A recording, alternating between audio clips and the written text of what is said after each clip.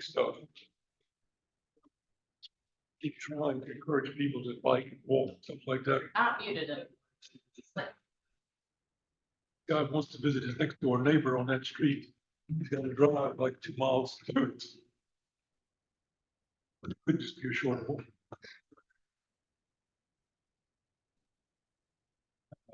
Different than daylight. Understandable. Do we look different? Well, no. Now we can use the fans. Man, when we need them. looking out the window and actually see. Yeah, hopefully there'll still be daylight when we adjourn.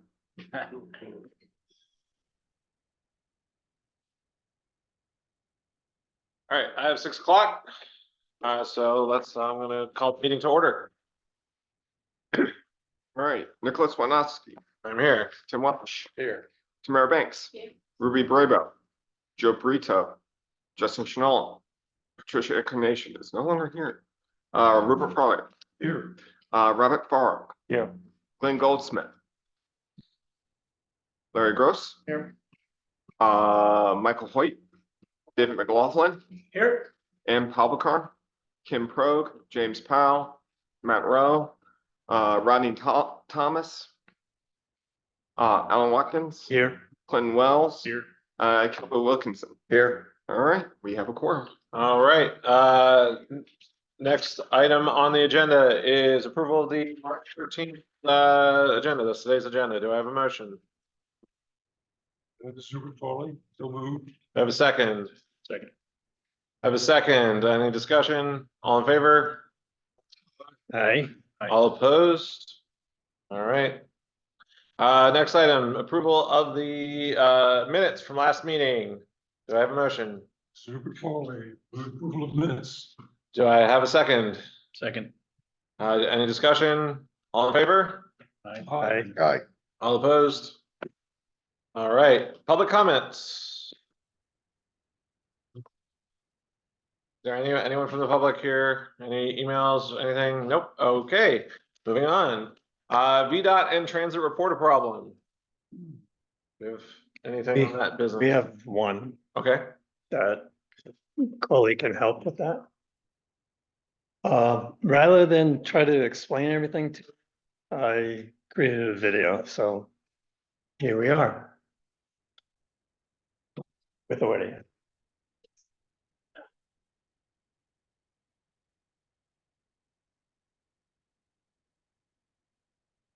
Audio come through. It did when I played it. If you want, I can wind up pausing it if that helps to say what was necessary.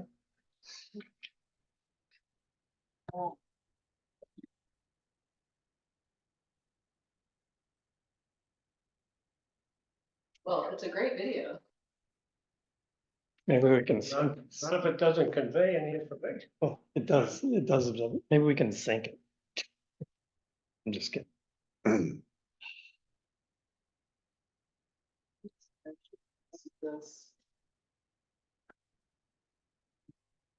well, did you try the closed captions? Because that might give us a sense of. What are we looking at? Oh, I'll get to that oh, okay. if we can.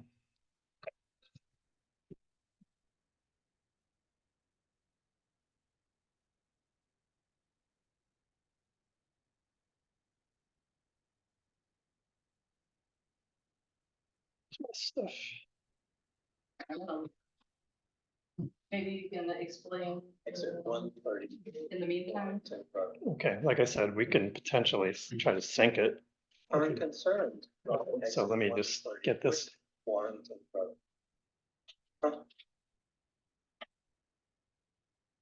This is my evidence that it actually has audio. If you want to go back to the very beginning.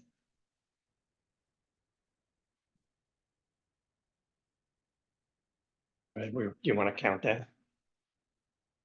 Start. Okay, ready, go. For concerns regarding exit 133 Warrington Road. closer look.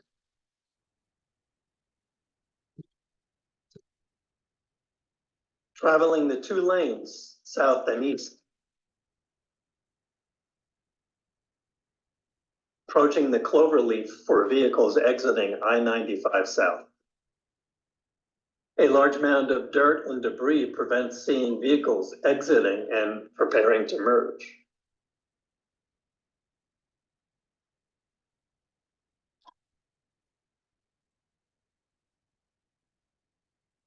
The span of the overpass is the limited merging region where vehicles exiting I-95 south and for those attempting to enter onto I-95 north. Tight, it's very tight under there. With the traffic. The traffic light for I-95 north vehicles now exiting onto Warrenton Road.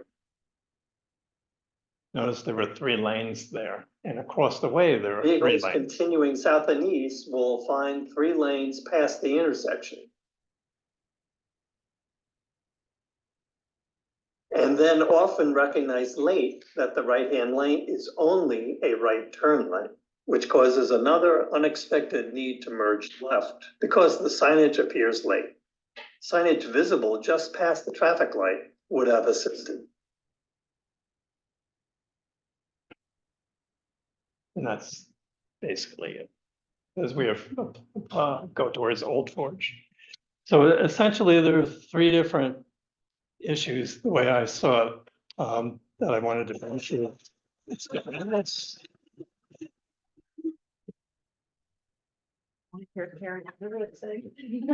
oh, is that who that was? Gonna be.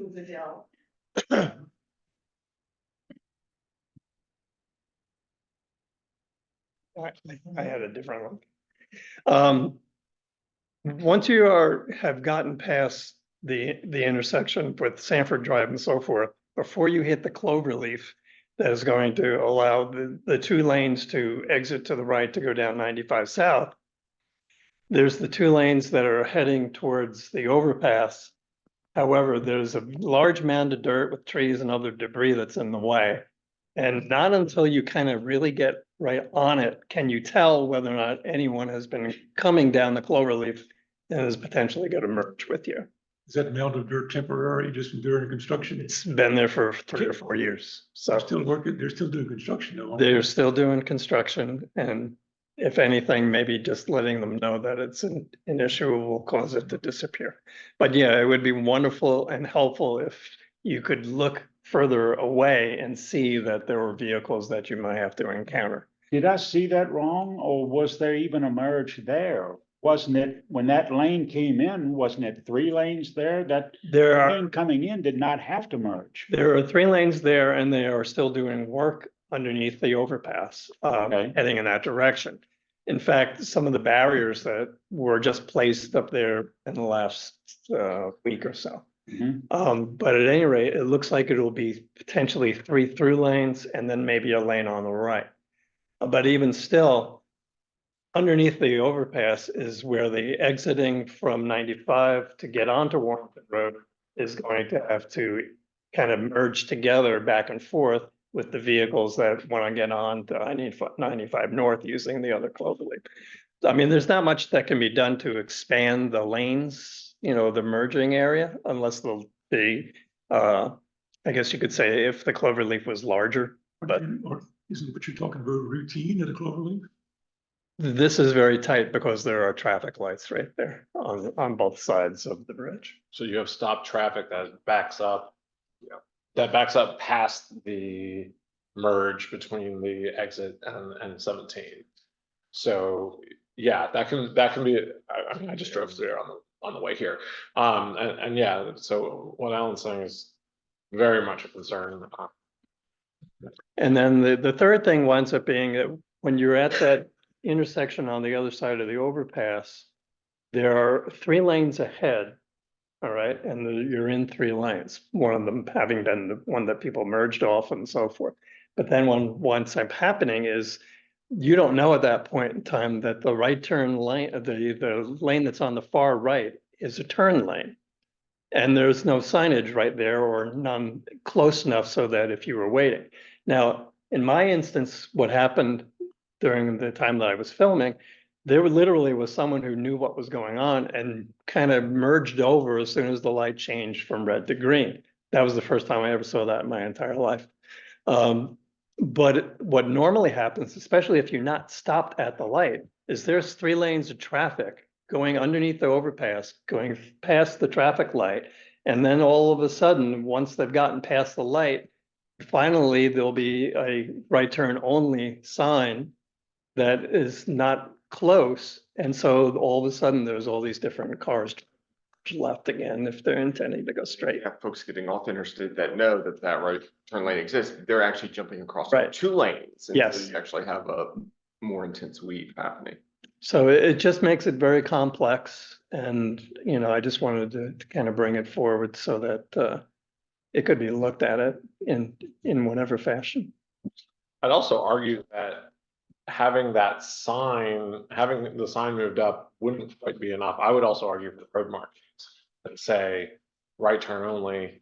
I mean, I'm sure that'll be in there at some point. If What? there are road markings, but Well, they're out of date Can't at even- this point. The you road can't even markings, see them. I'm not even sure there are good light lane markings at that Right. stretch because it's changed so much in the last year.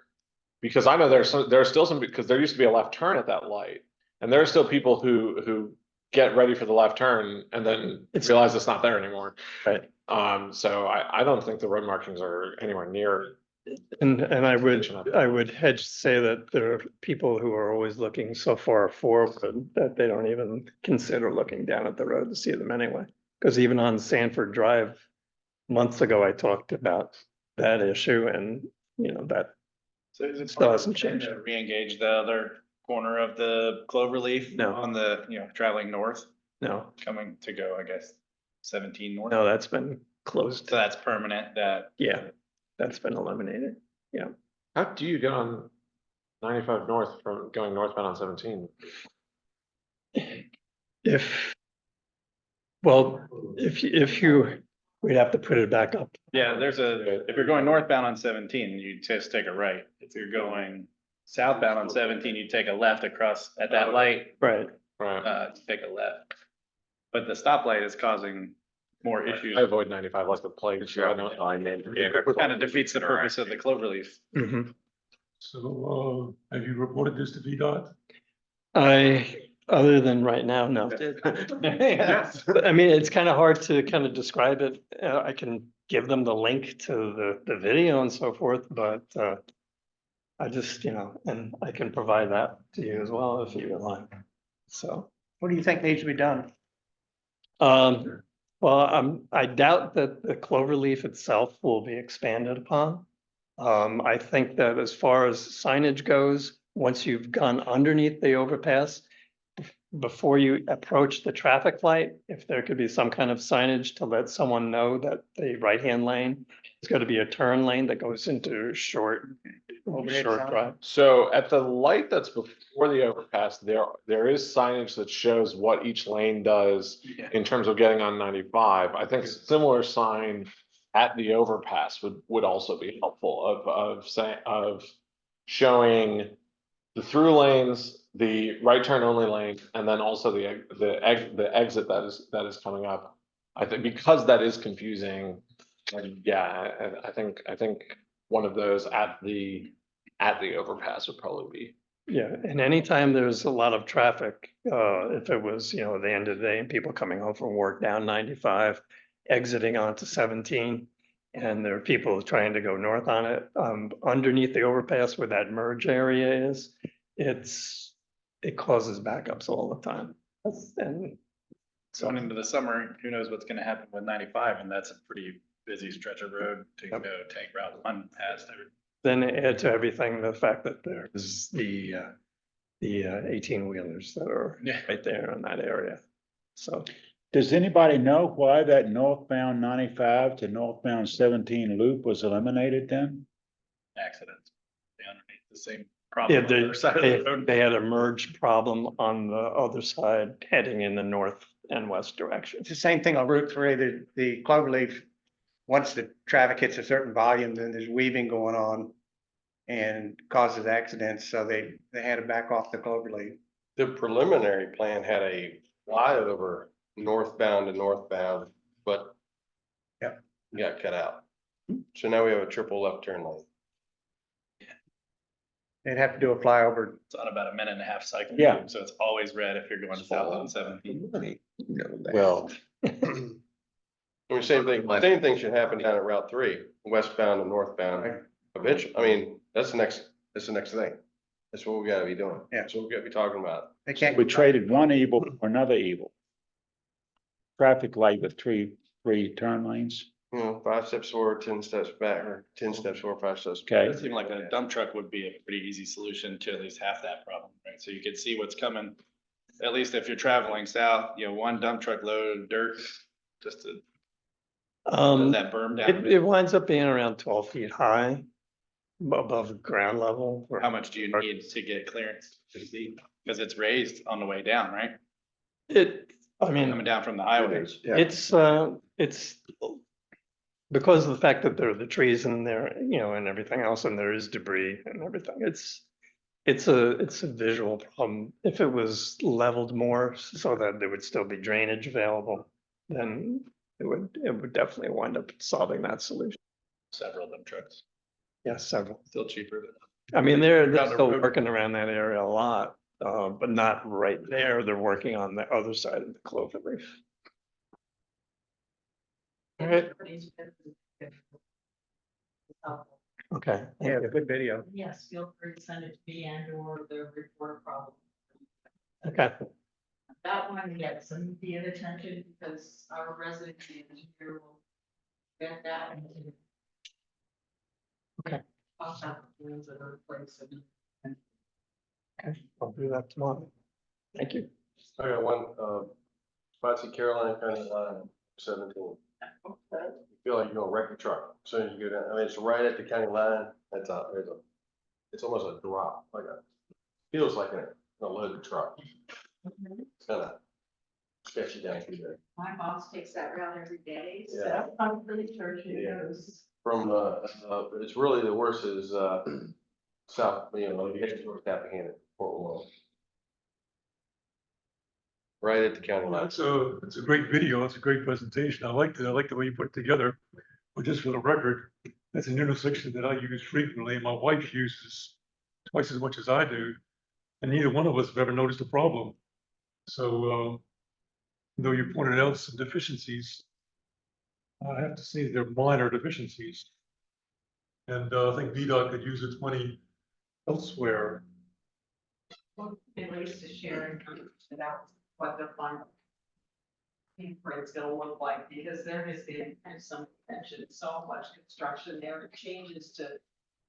You know, I even got caught up in, I don't think lane going north, trying to get a left to go 95 north, and I was like. And then trying to find a spot to go down and turn around. Yeah, that's gonna be. I did it once, now I know. Mhm.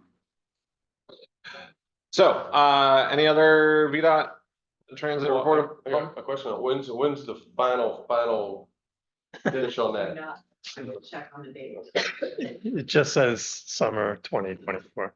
This Oh. summer? That's my response. Alright, I read a lot. alright, good on that? Alright, moving on, action discussion items, 7A, FXB Go transit presentation and discussion with FXB Go staff. Holly, do you want to click or do you want me to click? Whatever. I don't mind clicking. Okay, yeah, I will set it.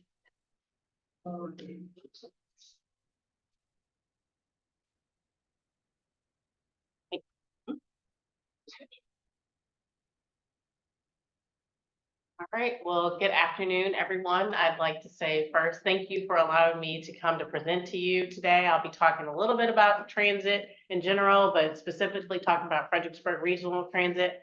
My name is Jamie Jackson. I'm the Director of Transit Transportation for the City of Fredericksburg, but specifically Fredericksburg Go. So what I want CTAC to take away from this presentation that we're about to have, or this conversation we're about to have today, is we are very fortunate to live in a community or a region that has public transportation. You really have a pretty cool little system called Fredericksburg Go or Fredericksburg Regional Transit. And it has a young history, but we're growing, bless you. And the system that we have today has a positive impact on our region. On the agenda today, I'm going to talk about who we are. So I'm going to go over the history of the organization and also talk about regional partnerships. I'm going to talk about why transit is important, how it impacts the area, how we're funded, and what you can expect from Fredericksburg Regional Transit in the future. And I'm going to talk about through our current and near-term projects. So Fredericksburg Regional Transit was formed in 1996 with very humble beginnings. If you've been around the area for a while, you may remember the picture at the bottom. That's the Greyhound station. That's where we first started. Over the next several years, we expanded our footprint in the Fredericksburg region, which includes Spotsylvania County in 1998. Then we went on to provide service for the University of Mary Washington through our Eagle Express service, which started in 1999. We further expanded to Stafford County in 2001. And again, it seems like yesterday, but it's about 20 years ago, but still for a transit system that's relatively young. And we commenced our commuter services, which feed into the BRE service in 2007, which connects us to all of the VRE time routes. So not all of the VRE time routes, but several of the VRE time routes. So who is Fredericksburg Regional Transit? Sorry about that. Sorry about that.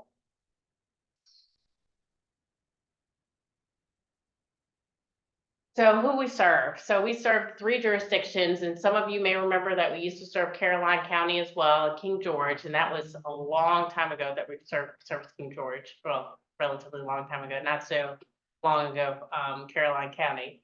But today we serve City of Fredericksburg, Spotsylvania County, and Stafford County. We are the only public transit agency that serves the Fredericksburg region solely. OmniRide and PRTC come down for commuter service, but as far as the public transit agency that serves the region, that's just us. We have core routes. We have 16 core routes. We have 30 fixed route buses. We call them body on chassis. So those are the smaller vehicles that you see riding around town. Those are us. We have both fixed route and deviated fixed route service. You may ask what deviated fixed route service is. Since we're not a transit system that offers what they call paratransit service, and those are for those who may have different abilities that need special attention, we have deviated fixed route, which anybody can use that service. And if you just call Fredericksburg Go, our customer service line, they will direct you to our deviated fixed route system, which goes about 3/4 of a mile off the regular route. So anybody can use that particular service. We also offer what I mentioned before, commuter service, which services the VRE, and we have a few routes, and we have actually one new route coming on July 1st that will go from the Route 208 park and ride lot to the VRE commuter service with limited stops, and that will again start July 1st. Our core hours of business are from about 6:30 a.m. to 8:30 p.m. with our last trip ending around 9. And as far as staffing goes, we are a small but mighty force. We have 68 employees that service all of the Fredericksburg region, and we continue to grow. So these are our 2 facilities. Most people don't get a chance to look at this, but it just shows that we've grown over the past several years. In 2007, we changed from that building that you saw earlier, which was the Greyhound station, to this building that you see on the left, which is the Lawrence A. Davies Transit Center, also known as Central. Today, this location services our main transit hub and administration building. So almost a decade later, we opened the building that you see on our right, which is both our operations and maintenance facility. If you're wondering where this is in the Bowman Complex, which is right up the street from Dixon Park. And this is, and this is where our operators meet. They pull out our buses in the morning, and where we maintain and repair our vehicles. So this is just a snapshot of our routes, and you can see the routes in the jurisdictions. We have 5 routes in the city of Fredericksburg, 5 in Stafford, 5 in Spotsy. And our Eagle Express route, which serves the University of Mary Washington, is our first route that has 30-minute frequency service. So this means you'll see a bus every 30 minutes. Last year, we began earlier service on select routes through the region, and we'll continue to expand that service offering to the public, because the earlier routes, the ones that start at 6:30, obviously get people to work in the morning. Our goal as we continue to staff up is to expand our Saturday service. Hopefully, if not this year, early next year, we'll be able to offer more Saturday service, so you won't just see Eagle Express.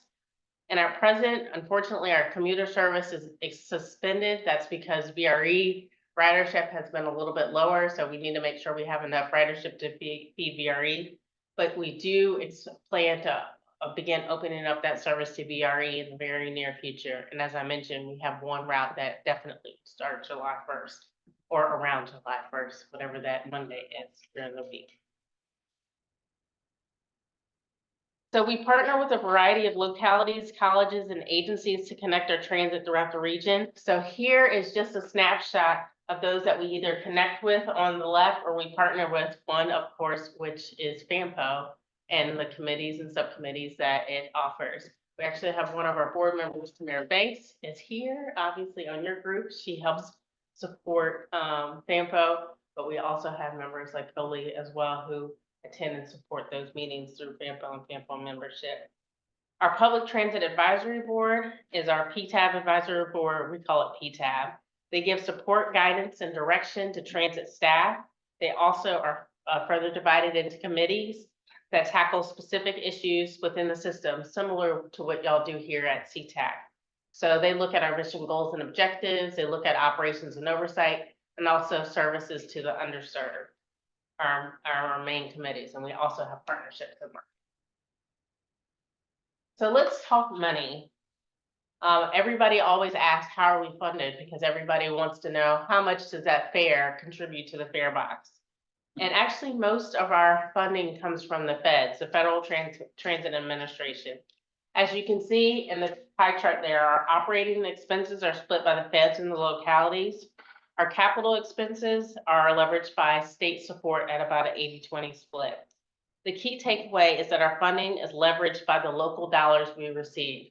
So when we ask you to advocate for transit or advocate at the local level, when you tell your public official to give us $1, you can see what that $1 in these small colors right here, in this piece of the pie, give us this much in federal dollars. So in FY 2025, 6% of the locality funding contributed almost 94% of federal and state funding. So that's how much the dollars matter. Also, just as a quick note, we're utilizing CARES funding. I know you heard of that during the pandemic. We're using a lot of that funding to help support operations as well. So this has been a big one. We recently, well, not recently, over a year ago, 2022, as of right now, it's 2023.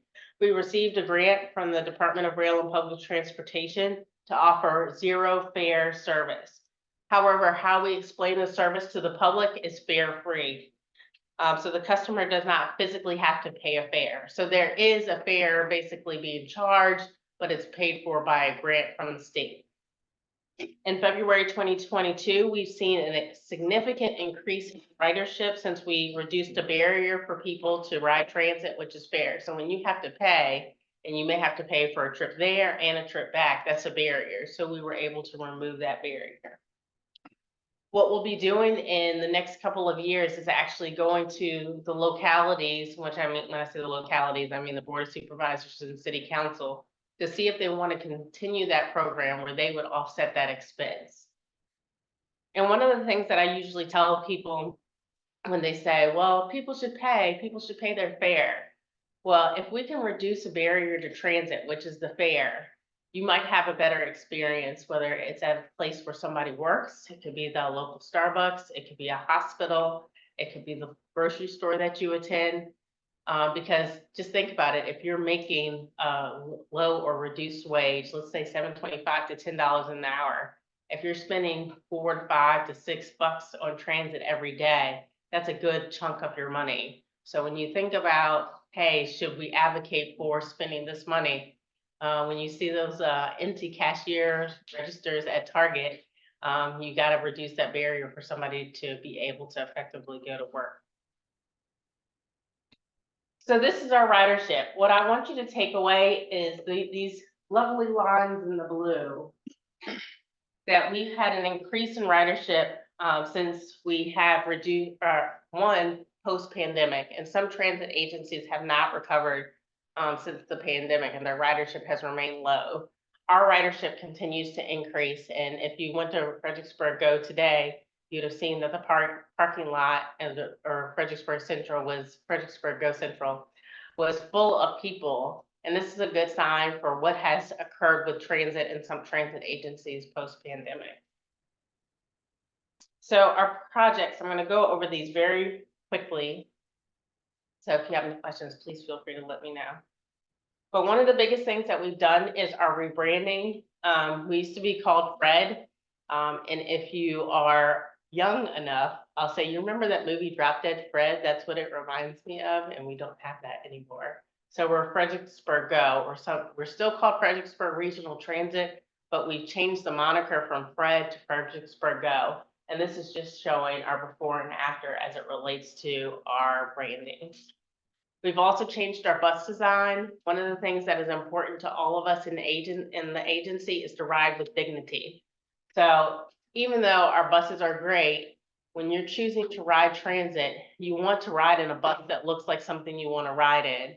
And we've gone away from I'll call it the tan, almost cream colored buses, to this, what you see on the right. So you'll see all of those buses over the next several years, more like few years, transition into the bright colors that make people want to ride and ride with dignity. So whether you're required to ride because you're transit dependent, or you choose to ride, your experience in a newer, cleaner, faster bus does enhance your travel experience. So we're doing that for those who have to ride and those who choose to ride, whether it's our fixed or whether it's our regular service or a commuter service. So this is just showing the bus designs. Why this is important is because we're a regional transit system. So what we've decided to do is put a route design from each of the jurisdictions on our buses. So when you see, hey, they don't all look alike, it's because we are promoting regionalism, even though it's very subtle, through our bus design. And this is just showing our building and our marketing kickoff, where we had our rebranding launch, and we've redesigned the outside of the building. Now people don't ride by our building and say, oh my God, that's an ugly, dark building. It has a pop to it, because who wants to be, and I don't know if anybody's been in Richmond, and if this is your job, I apologize. But if you've been at the Greyhound station in Richmond, it is a dark and dingy place, or it used to be. That's not what we want our bus system to look like. We want it to be an asset to the community. So this is why it looks like it does. And if anybody is wondering why you don't see me in the picture, I had a baby the next day. I was in the hospital while they were cutting the ribbon. I had my dress all picked out, and it was a nice teal blue. I'm telling you this because I'm going through my trauma of missing this marketing event. So we're also updating all our maps and schedules so that they're easier to read, more user-friendly. Why is this important to you? Is because if you ever chose to ride transit, and if you can't read the schedule, the first thing you're going to do is throw it in the trash. And so what we have been doing is updating our schedules so that they're more user-friendly and make more sense to the public. We're also going through a transit strategic plan, which I ultimately say is, this is basically for the public, how we're redoing our routes and how we're making sure that we're moving forward towards the goals of the future. Right now, we're in the chapter 3 phase, and that's when we're analyzing all of our routes and making changes. These changes, some people will love them and some people will hate them, but at the end of the day, we're providing better service to the region as opposed to picking one person and making sure that we service that one person. So I'm looking forward to this project because we're almost done. As you can see, we're actually in March. This is from February, which is the highlighted document where we're working on later chapters. But ultimately, what I want you to take away is we have a 10-year plan. We have a plan on how we're going to move forward and provide better service for the region. And that service ultimately will touch your life. There's 10 degrees of separations or 2. I promise you, if you do not ride transit, you know somebody who does, and you might not even know that you know someone who does. So ultimately, what we're gonna do is update the existing routes, improve our routes that are currently there. We're gonna introduce new service, as I mentioned before, the Route 208 Park and Ride, and we have other routes that will be new. But what we're ultimately doing with the routes are service clarity, route linearity, service bi-directionally, so that the service is mirroring what it's doing. Sometimes it's providing a loop, but you need to make sure that it's consistent so anybody can use it. We're gonna avoid duplicate services, and basically, we're gonna match our services to ridership. So making sure that ultimately, if we have a lot of people during a peak service, that we're providing the service to match that. This is just a long-term, short-term goal slide, which I won't go through all of it. But we're looking at our bus stops. Y'all just had a presentation or a video about kind of, I'll call it the chaos in a certain area. When you look at bus stops, if you can't walk to a bus stop, you're not gonna try to do it. You have all seen some of our bus stops where you see a pole in the ground and you see somebody standing there and you're looking at that like, oh my gosh, poor fellow, you gotta wait for that bus. We are looking at doing that assessment so that we can do projects and add to projects where we're actually doing sidewalk activity. I mentioned implementing Saturday service, which is important, and the ultimate goal is to increase frequency on our routes. So I can't get anyone in this room that does not ride transit to ride our bus because it comes every hour. But if I can promise you a bus every 15 minutes, you're more likely to ride it. If anybody's been in Europe, whether it's the bus service or it's their light rail service, or they've got high-speed rail service. But you ride that because you're not gonna rent a car. You go to Europe and you get on transit. So this is what the ultimate dream is of our public transit system. These are a list of projects. So if people wonder what I do all day, and why I dress up when I come to work, it's because we do have a lot of projects going on. I won't have the video for you today because we're finishing up, but we have a benefits of transit video that we'll be sharing with the public very soon. We talked about our rebranding project. We talked about the Route 208 project, which is going to provide service from the Route 208 Park and Ride to the VRE. And you'll also see updates to our transit buses and additional shelters and benches that will be installed in the region. So that is my quick update during about Fredericksburg Go. I will say Tamara Banks is our travel trainer, and she was. Yes, she got promoted, which is congratulations, and I have not formally said that to you. Congrats, but you didn't tell nobody. Maybe I wasn't supposed to tell anybody, but Tamara got a promotion, so let's congratulate her on her promotion. She's provided some phenomenal support, so she can probably answer more questions than I can, but if anybody has any questions for me, just let me know. But I did bring goodie bags for everyone in the back, so please take one off that table before you leave. Actually, I have a question. Sure. So for frame of reference, I grew up in Fairfax County that has Fairfax Connector. It's just a dream system. Yeah. No offense. No, it is. What I tell everybody is we've got a ways to go. Yeah. So one big thing I like about Fairfax Connector, and I say this as a teacher, is that they have bus service to every high school in the county, and they have 26 high schools. Mm-hmm. In the 3 counties, how many high schools do we have? Like 11, probably? More than that. 10. So how is that? Sorry? Sorry, you're just talking high schools? Yeah. But like roughly 10? Mhm. I mean, I think if you start looking at the lower levels, then that starts to become a very ambitious project. But is that something that's ever going to be feasible? One of the things that we've actually recently talked about specifically with the Fredericksburg City Council person is trying to serve actually all the schools. So we are looking into providing some additional service to make sure that we're touching the schools, because Tamara is doing actually a transition to transit program and has a couple other programs where she's going into the schools to teach them how to ride, but they've got to have a bus stop near the school. So that's one of the things we are actually working on. And the thing about that, because I work there, Yeah. it's strategic bus stop, because it looks like those buses are going to the high school. Mhm. but they're actually going to a stop that's not a part of the high school. Right. That makes sense. That, Mhm. so the city bought like a little square and put a bus stop there, Mhm. but they're not allowed to actually service high school. They just have a pole. That happens to be right next to the high school. They're right. Yeah. But Okay. the school bus and public transportation. Right, no, that makes sense. What's the impact gonna be of the new VA Medical Center off of Route 1 and Hood Drive in Mhm. Spotsylvania gonna have on the services? 'Cause- We think that it'll provide an increase, well, finish what you were saying. No, no, no, sir. no.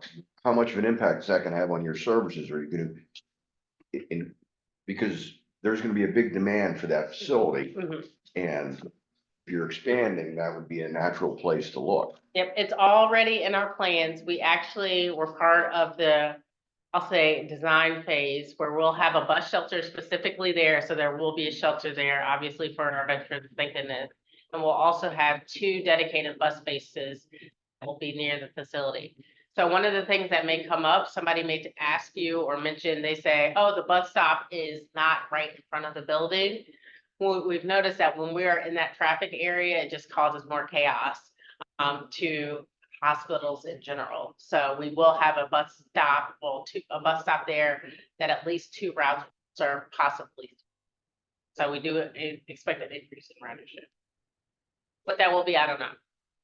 I did see on one of the pictures there that you had, a lift on the buses. Do all of your buses have handicap lifts? Yes, every single bus does. Right, are they just for manual wheelchairs, or will they also accommodate the larger motorized handicap? They'll accommodate both. Okay, And so we have actually with the old buses, we have I'll call it the old style, pull out, open the doors, and then the lift goes down and comes back up. The new buses, again, this helps people ride without feeling like they're being treated differently. And they actually have the wheelchair accessibility ramp comes out so that folks that are in a wheelchair, walker, et cetera, can just literally ride one of those. It does accommodate, but again, it provides that different experience where you don't feel like I'm the person that's in a wheelchair. Let's say it's a motorized wheelchair that's delaying the bus. They can just ride on. So we'll have a total of probably about 50 buses that'll effective July, August. I'm on the advisory board for the Thurman Brisbane Homeless Shelter. Mhm. And you have a stop right in front of our building. Mhm. And I see a lot of people that do use the bus, Mhm. because many of them that are in there do not have driver's license, or if they have a driver's license, they don't have a vehicle. Mhm. And it's a good service for them. And against what a lot of people believe, my heart is into that property, because against what I first believed, a lot of those people are not in there because it was their fault.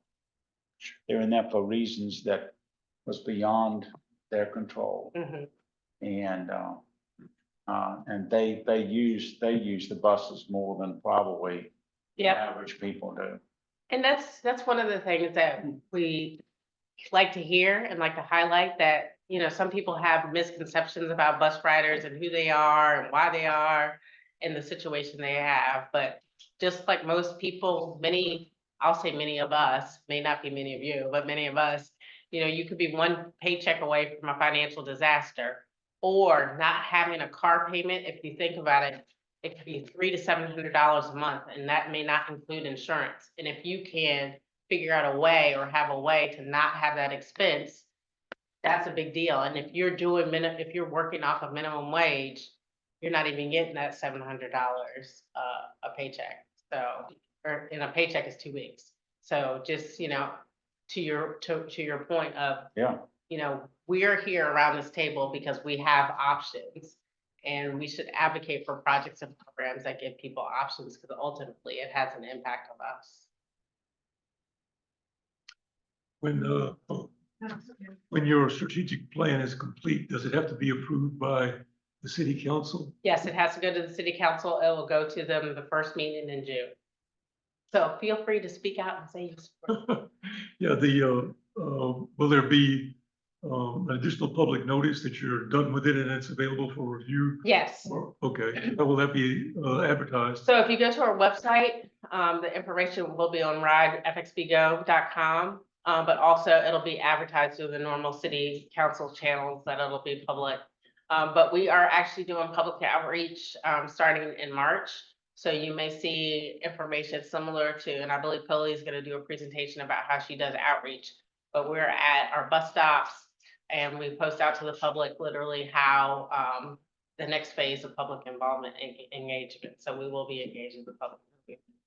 I get most of my notice of public hearings and things like that to the Freelance Star. Will you be running an ad in the paper? We can do that. I don't think that's a problem. We can do that. Yep, absolutely. Thanks for the feedback. Thanks. Thank you. Do buses have bike racks? Yes, all of the buses have bike racks and they are easy to use. And the bus operator can show you how to use them. The bus operator will not put your bike on the bike rack because some of you have very expensive bikes, but we'll show you how to use it. And also, on your website, if I say I live over on Deacon and I want to get to Central Park, or I have an address of whatever, can you get onto your website and put in start and finish and Yes. tell you the route? Yes, so you can go to, we have two things. You can go to Google Maps. It'll show you if you have Apple Maps, which I didn't know Apple Maps was a thing until a Gen Zer told me about it. But if you go to Apple Maps, you can do that as well. So you can do it from your regular phone. We also have a app called Route Shout, Route Shout 2.0. And if you put in your information, it can show you what routes or what buses you need to take and how close it is to your home. That's called what again? Route Shout 2.0. Thank you. There's a Route Shout 3.0, but do Route Shout 2.0. All right, any other questions? And please take a bag on your way out. If you don't need a bag, I'm sure somebody out at your home does. And this also allows you not to pay that 10 cents per bag tax that the city has as well. All right, Thank you. thank you very much. Thank you so much, Jimmy. Nothing's changed,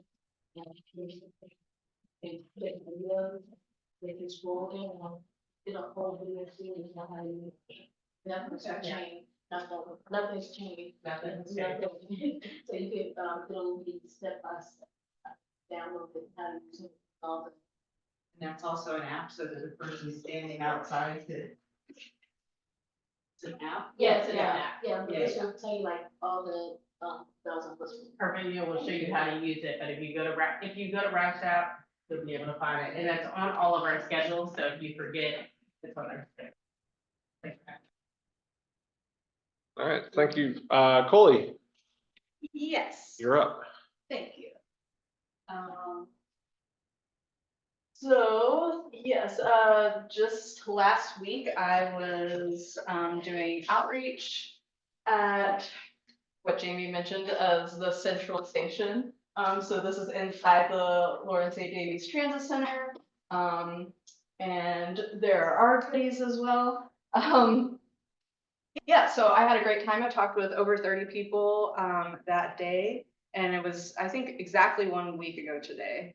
And then I will also be attending this Friday there as well, just trying to reach as many people as possible. And I tabled at 2 branches of the public library so far this month, and I'll be attending more as well as farmers markets. And just on a general basis, I try to go to events and farmers markets when we don't have a public comment period open, just to spread awareness about what FAMPO is. I mean, I'm sure all of you, when you've mentioned that you're on the board on CTAC to people, they're like, what is FAMPO? So many people don't know what we are, don't know what we do for the region, and I think it's important to share what we do because people can get involved in so many different ways. You know, the public can attend, they can write in messages, etc. And so this is just a way to get awareness out about what FAMPO is, but also when we have specific public comment periods, like you all know, we're doing the Safe Streets and Roads for All action plan right now. And so that's what I'm focusing on when I'm doing these outreach activities. So some of the feedback that we got specifically about safety regarding transportation, when I was at the Fred Central. So some folks said there's dangers on Lafayette, especially the roundabout, just crossing the street in general, crossing Blue and Gray Parkway on Lafayette is, they were saying, dangerous. They said all of Route 3, Central Park, and 17 near Warrenton Road. Like we were talking about Warrenton Road earlier. And then some additional things is more crosswalks, especially near the mall, near Warrenton Road again, and on the other section of 17, that was also near Warrenton Road. And then in addition to crosswalks, they would like sidewalks on 17 and near Ferry Farm, just connecting the sidewalks. And then there are some issues with crosswalks regarding drivers turning into people who might be turning on right on red, but also when there's a green pedestrian light and a green car light, it's sort of hard to navigate who can cross when, you know, both people, drivers and pedestrians, have the green. So if somebody's turning, you know, that's just sort of confusing for both parties, for all parties that are sharing the road.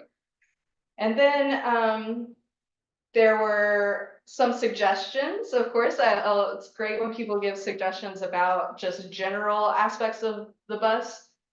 So some people were saying that times need to be placed on the bus stops, more frequent service, more weekend service, like Jamie was saying, that is in the works. Benches for the bus stops, sometimes similarly to, there's a bus stop right outside this driveway, and there's a bench near the bus stop. But if you're sitting near the bus stop, maybe they were saying that maybe you would be missed. So benches that are at the bus stop is what they suggested. And some complaints included, and this is just general feedback, also not necessarily related to transportation safety, but so they were saying that the Walmart stop on 17 could potentially be moved to not in the middle of the road. Also that drivers were cutting through that central station that Jamie showed earlier. And technically, just regular vehicle drivers aren't supposed to go through that central station, which causes, you know, this is dangerous for drivers and bus drivers. So, and obviously the people that are waiting to take the bus. So that's just some feedback that I get. Earlier, I think it was in February, I attended the Chamber of Commerce's Intern Expo, and I got to speak with a lot of younger people. Yeah, Tamara was there too. And it was a great opportunity to speak with young folks who are interested in all sorts of different things, who want to ride the bus, who want to get involved in political aspect of things and learn about policy. So yeah, it's pretty neat to do what I do and go out and talk with people who don't know what we do and actually want to get involved. So is there any questions? Any suggestions of places I should go or people I should talk to? You're always welcome to send me an email, to contact me and make any suggestions. Look into cloning yourself. I just want to say kudos to Coley, because the day she got 30 people, it was Armageddon outside and it was raining. So it was literally the worst day to get people. So the fact that she got more than 5 people and she got 30 is amazing. Yeah. Yeah, it was cool. And, you know, I'm trying to encourage people to talk to me. So one of the things I try to do is, you know, I really want people to take the survey because it's really awesome, you know, you could draw, hopefully you all have taken the survey. If not, get on that. But it's, linked in the agenda. If you open up the email that you got, you can click on it and click on where it says survey and it's there. So. cool. But yeah, it's really cool. You can drop, put specific markers onto a map, and show where the problem area is. So I definitely encourage you to take it, but one of the things is some people didn't want to take the survey, and so I said, just tell me where the problem areas are, and I will write them down. And so just trying to navigate, people's accessibility, is important, and some things that I don't think about, of course, and so it's helpful to have suggestions. Oh, did you say something else? Other than saying that you should try to clone yourself, because I know how difficult it is to get around everyone, yes. Nothing serious. Yeah, if I could, you know, I would go out all the time and try to encourage people to know, but I have to do other things, so with my job, so. All right, great. Thank you. All right, moving on. Transit improvement programs. This is an action item. So, yes, we have one amendment, which is, adjusting funding allocations to Shelton Shop Road improvements, as well as Route 1, 630 Garrisonville Road. Corridor improvements. So this is just adding additional funds and scheduling it. Scroll down, read the boxes. So it's, adjusting a fair amount of money. It's over $1 million. Actually, it's closer to $20 million for this because it is actually getting into the construction phase, particularly in FY26. And if you scroll down, the second one for Garrisonville Road, again, it's a significant addition, over $1 million for the construction phase. So it's basically adding money to both of these two projects. That's the first amendment. The second one is a modification. So this is typically less money and does not traditionally require formal approval through the NPO, but we like to treat it as getting approval in the NPO. But this is adding funds and adjusting funding for Fredericksburg Go to add funds to their rolling stock as well as their transit preventive maintenance activities. So this is, compared to some of their road construction funds, a lot less and doesn't quite hit the threshold of additional. It doesn't say where the money's going. I don't see where it says where the money's going. Public transport, it's kind of vague. Public transport for preventative maintenance. So the UPC We're talking about FRT, VRE, right? no, this is Fredericksburg Go. So buses. Yeah, Okay, that's replace rolling maybe stock, the that's buses. buses. It's not on here. I've always hated these things that VDOT puts out for this very reason. It doesn't give you doodly squat information. I mean, it gives you the area where it's gonna happen. Yep. But the ones you just showed before, it doesn't tell what you're gonna do. It says it's improvements. What kind of improvements? You know? I've always hated this, you know, so it's old news to you because I've complained about this before. But there it is. Again, I'll say it again. It doesn't say what it's for. Public transport, I think VRE. You're thinking Fred. Fred, that's what it's for. This is for Fred, right? Mhm. Yeah, okay. Why didn't it say Fred? And rolling stock, you know, that could be railroad cars just as well as it could be buses. So I would like these things to be more specific. Just a suggestion. The suggestion. Okay. I can comment on that. Unfortunately, we cannot add information to this. This is what is dependent on what either the state or the agency sends to us. So this one is, I mean, this is covering supplies, materials, labors associated with maintenance. And they do have these general funds that they have and they draw down as is. So this is akin to even VDOT groups projects where if it's like road maintenance, construction, filling potholes, they receive a funding pot and they draw it down as necessary. So it's akin to the same one and it's dependent on who the agency is that's requesting it. So I think it's better for the taxpayer to know how his money's being spent personally. I'm sorry. I'll make a movement that we do not endorse either of these resolutions because the way they're presented to us does not give us information that is visible at our level of technology, not technology, expertise. We're not the technical committee, and we don't have the financials. Why these things should be done, what are they gonna do for us? So something we could actually say, yeah, we do endorse this, other than it's changing a tip. All right, we have a motion seconded to not endorse based on lack of information presented in the resolutions. And a discussion before we go. Further discussion, yes. Say that we don't bring these things to us again until we get that kind of information to help us do this. Okay. Any further discussion? Anyone else? Can I make? I support what he's saying.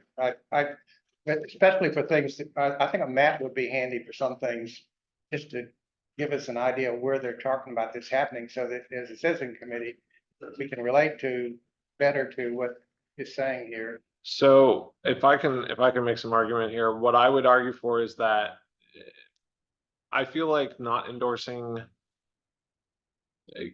has I don't know, is it? Yeah. I feel like not endorsing has impact that would, like, if we want to say something about the information that's provided, we can endorse with, and you can direct me, because this goes to the policy committee, right? Right. So you can direct me at the policy committee next week to say, hey, we don't really like how this information has been presented. We would like, and I would, if I'm presenting that information, I would very much like specific things we would like to see the next time this comes up to us. But I can also make the overall point about transparency that I think we're all, I think we have some agreement on. You could also say the reason that we turned this down was because. I can. My question goes to the relevance of, our role is to endorse or not endorse these. And yes, we have this problem with the transparency, but do we actually have a problem with these shifts as they are, as opposed to the process? Like, I personally, and this is just expressing my opinion, and I did promise John, you had thoughts, and then Dave will come back to you, but that's right now. My opinion is, kind of, you can have a problem with the process, but the content itself needs to be addressed as well. That's the end of my thought. John, what did you think? So there is a very real downside to deciding for NPO, particularly at the policy committee level. If they disagree with a TIP amendment or a TIP block, like if we want to talk about the $600,000 that's going to replace rolling stock or light, the result of that is that either the state with their STIP has to turn around and amend their TIP to remove it, or if there's disagreement, all federal funding within the NPO will eventually cease. It's not like we don't like one or we want more information on one. It is a all or nothing agreement. So typically with these, and I'm trying to forward COLI. In some cases, before it comes to you, we do push back on just earn applicants or folks requesting. So if you're if you want to, I don't think it was linked on the tax site because it was a late edition we had issues with, but it does say, hey, there's a $250 million worth of projects that does not include a route information, does not include the terminus. So it says mile marker 0 to mile marker 0, items various, and where staff basically says this doesn't meet what we're legally required to say as far as a scope of the project. So for this one, it does show, if we look up like Shelton Shop Road, it tells you the route, it tells you the name, it tells you the terminus and the amount of funding and what phase of the funding that's happening for. And so those are actually basically what is required as far as a TIP action. Some NPOs, if they have the staff, do offer maps for that. The problem is that this often requires changes to the TIP, and if you change the scope or the termini and whatnot, you can actually change the whole, you basically have to redo the whole map. So some NPOs for very select projects, and Richmond is an example, will provide a map. They do not provide it for all, and it's basically the big, extremely large projects on the corridor where the terminus isn't probably going to do it. It's something we can do. Staff has often discussed how and where it is. But ultimately, this is a spreadsheet that is top down in its approach, where the state kind of tells us. And if there's a project that's being added or subtracted, or if it's a large amount of funds that's on a regional scale, then that's when we push the amendment. The modification for the transit, the only requirement that the MPO has is to notify the policy committee. If it's something that you don't want to see these modifications come through, that's fine. We bring them to you so that you know what it is, and they're going to happen as far as the committee is, unless they want to vote to remove a project. So amendments and modifications are two different classes. So is that that's Shelton Shop? So if we could zoom in on that. And so all of that information is, so let's see. I'll mark a 0 to 0, okay.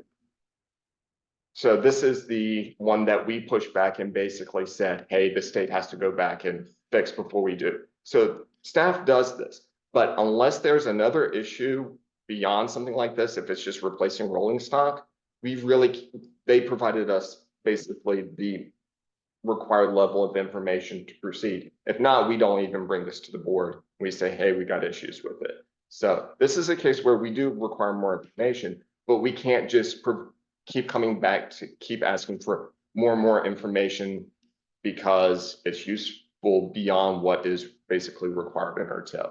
Some states are different. It varies very widely. North Carolina was a little bit more rigorous. We had 10 years of funding required. Here you have basically 4 years. So there's always going to be differences, but Virginia is very minimalist in its approach to a lot of its TIP things, and it's very much top down. So is this the extent of this seems like a summary sheet, right? Is there background to this sheet that would be available to the folks that want more If information? you follow the UPC thing, yes, sometimes VDOT or DRPT will have a project page like for the I-95 work, but not all projects are going to have that. And if that's the case, you have to reach out to like the district engineers or VDOT directly to get the additional information. This is just showing where our regional funds are going and for what scope of the project is. It doesn't get into details or anything else. So these projects that are being amended or modified were already part of the TIP selection process. Mhm. So how much of this, and maybe this is us making, but how much of this is gamesmanship where they knew that this was going to happen, but they put in their request at a lower amount, knowing that they could go through this process later? Because it happens all the time in government contracting, right? You win the bid and then, oh, this and this and this. Less on that because you cannot become into the TIP unless you're fully funded. That's not necessarily there aren't bad estimates or cost escalations and whatnot. And some issues because that TIP modification, the amendment to get into the TIP, because y'all saw that amendment for the rolling stock last time. They basically knew that because there's public comment, it takes usually 30 to 60 days to kind of work its way through. As soon as they know that they have to change or modify something because DRPT changes and modifies things on their own schedule, then we know that there's going to be a following modification. If that's just the name of the game, it's supposed to be a living document. The cost escalations, if that's happening, that decision was being made well beyond, and seen it as bad as, say, a DOT using 1991 land acquisition values. So you see a project go up $200 million, but that's a whole different bargain. And that's actually one of the reasons why you see these, so you can actually say stop on a potential program. So if I could, one more, just to tie it together for everybody. So this is related to the process that Ian was explaining last month, right? Where it's an ongoing, they're changing the rules of the game as they go. So this kind of modification things, as you said, I think just now, if they can't modify them, then they essentially get removed entirely from consideration. Is that accurate? For this one, so that's smart scale. That is to get funding for a project. Everything here is supposedly already had all the things signed off, and that's how much it's going to cost. This is a different animal. Like this one is. This is not one of the ones we're considering. No. But I'm showing this is a bad one that we push back on. Okay, can we see what we're considering right now? That's the rolling stock. Both of them? Or just, Seems like there's some sticker shock going on. Oh, okay. well, my understanding of this though is that this is, sorry, Dave, I promised you So the floor. you suggested we had a problem with the process. It's not the process. We understand the tip is gonna have a lot of adjustments in it, movements of money. So, but this is, if you go back to the previous one. Let's start off the top of that slide is Fredericksburg MPO. Right. Fredericksburg MPO. All right, and you can't tell us who are not transportation engineers. You can't tell us that they asked for $81 million to be added. And you're asking us to endorse it. And you can't tell us something like, well, but it's because they're moving from the engineering to the construction phase. And so now the construction money is coming in, it's $81 million. And so we'll go, okay, that makes sense. There wasn't construction money earmarked in there. So in 2024, they're gonna add $81 million to start the construction. I mean, you just throw this up and you can't tell us anything that helps us understand. I mean, that's not fair to ask us to endorse it. Push back. So during my process, I take that UPC and say, where's this going? If you go with that UPC, it'll take you to Hampton Roads. So I say, okay, there's a problem. Reach out to DRPT. What's going on with this project? Because it's not giving us a project scope, which is the description from where to where the action's being taken. They're like, well, we don't really know what's going on with this project. What's going on? This tip box was generated by VDOT. Notice as it said it's administered by DRPT, but there's also another thing. They're starting to point fingers at each other. All of a sudden, Virginia Passenger Rail Authority comes in. And so this is when we push back before it gets here. So we do have a mechanism to say what's going on and we don't advance a project, but it's not at that stage. If we go back to the Shelton Shop Road example, the other one, at this point in time, you can see project number Smart 22, that means Smart Scale in 2022. This was an approved project through that process that Ian was talking about previously. So this was a successful project to get funds. They are now programming those funds in fiscal year 2026 and adding in construction funds for 2027. So this was a successful project that's gone from being a project we want to get funded to being funded and programmed because they now know that many amount of dollars is going to be made available at that. Now, So if you looked at this before the amendment, I think you're telling me that the total cost 26 would not be in there. I mean, the 2.5, it'd only be like, oh, no, none of it would be in there, right? There would be no, What does see, this is a proposal to change the chip. So if you look this, before the proposal changed it, it would have reflected what? In 26, nothing? Right? What you said was they're adding the money now because they've got the money to flow into this for the actual approved project, so we can do the construction. Is that a right characterization of what that money was? Okay, that sounds brilliant. That makes sense. Like, okay, just before this was amended, the money wasn't in there to actually do the actual, because the match was coming in to do it in 26. So this is just reflecting in the tip that this money is being put in there because the money has now become available and programmed in there, all right? And we go, oh yeah, so then we can get it. But if you just tell us, like the other ones, oh, they're gonna add 89 million and 119 million, you can't even give us an idea of why or what's going on, or it just makes it impossible for us. The issue to me, It goes back to Rupert said. I get what you're saying, I think. But the issue to me is that this isn't the $89 million one. This is 33.3, and this is funded already. And so we're just saying we have this money now. This is an administrative accounting way to say, okay, the money is available and we're now putting it in the tip to reflect in FY 26. And yeah. But the question to me becomes, so we're saying no to this because we don't have enough information. If I had that information, I would not say no now, because we've talked about it now, you've said something, but to throw these up there and say, here, endorse these, you could have taken 3 minutes to talk us through and say, look, here's what we got. This 2.5 million is matching money. It has now been identified and it's come down through the system. We're gonna put it in here against a line where it belongs in the tip. And we go, okay. So I would actually amend mine and say I would endorse this. But the other one, we say it's $89 million, $21 million, and it's gonna go into rolling stock. Endorse this. Can we go pull up the rolling stock? It's just, we just need to be enlightened a little bit more. This isn't rolling. Like, y'all have, like, the only reason why I brought this up is you're already receiving a filtered product when these tip amendments coming in. So FAMPO staff or DRPT and the TAC has normally already seen these boxes before, because they removed this one because we had to bring it up to say, do we even advance one? For the rolling stock, this is a modification. Okay. So modifications do not technically require endorsement. We bring it back. Don't require what? Endorsement. Okay. The requirements is that we do it.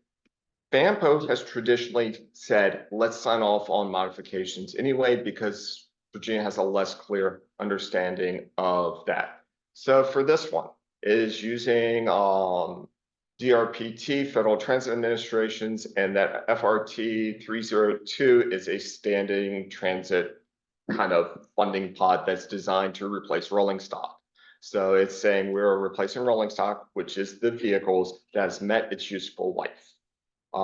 And it's using 5307 funding to do that. That also requires a $98,000 local match, and that is now being programmed into the FY24, because unlike highway projects, traditionally FTA and transit does not extend into fiscal years 25, 26, 27, unless there's a big capital projects. They are a lot more near-term focused in the.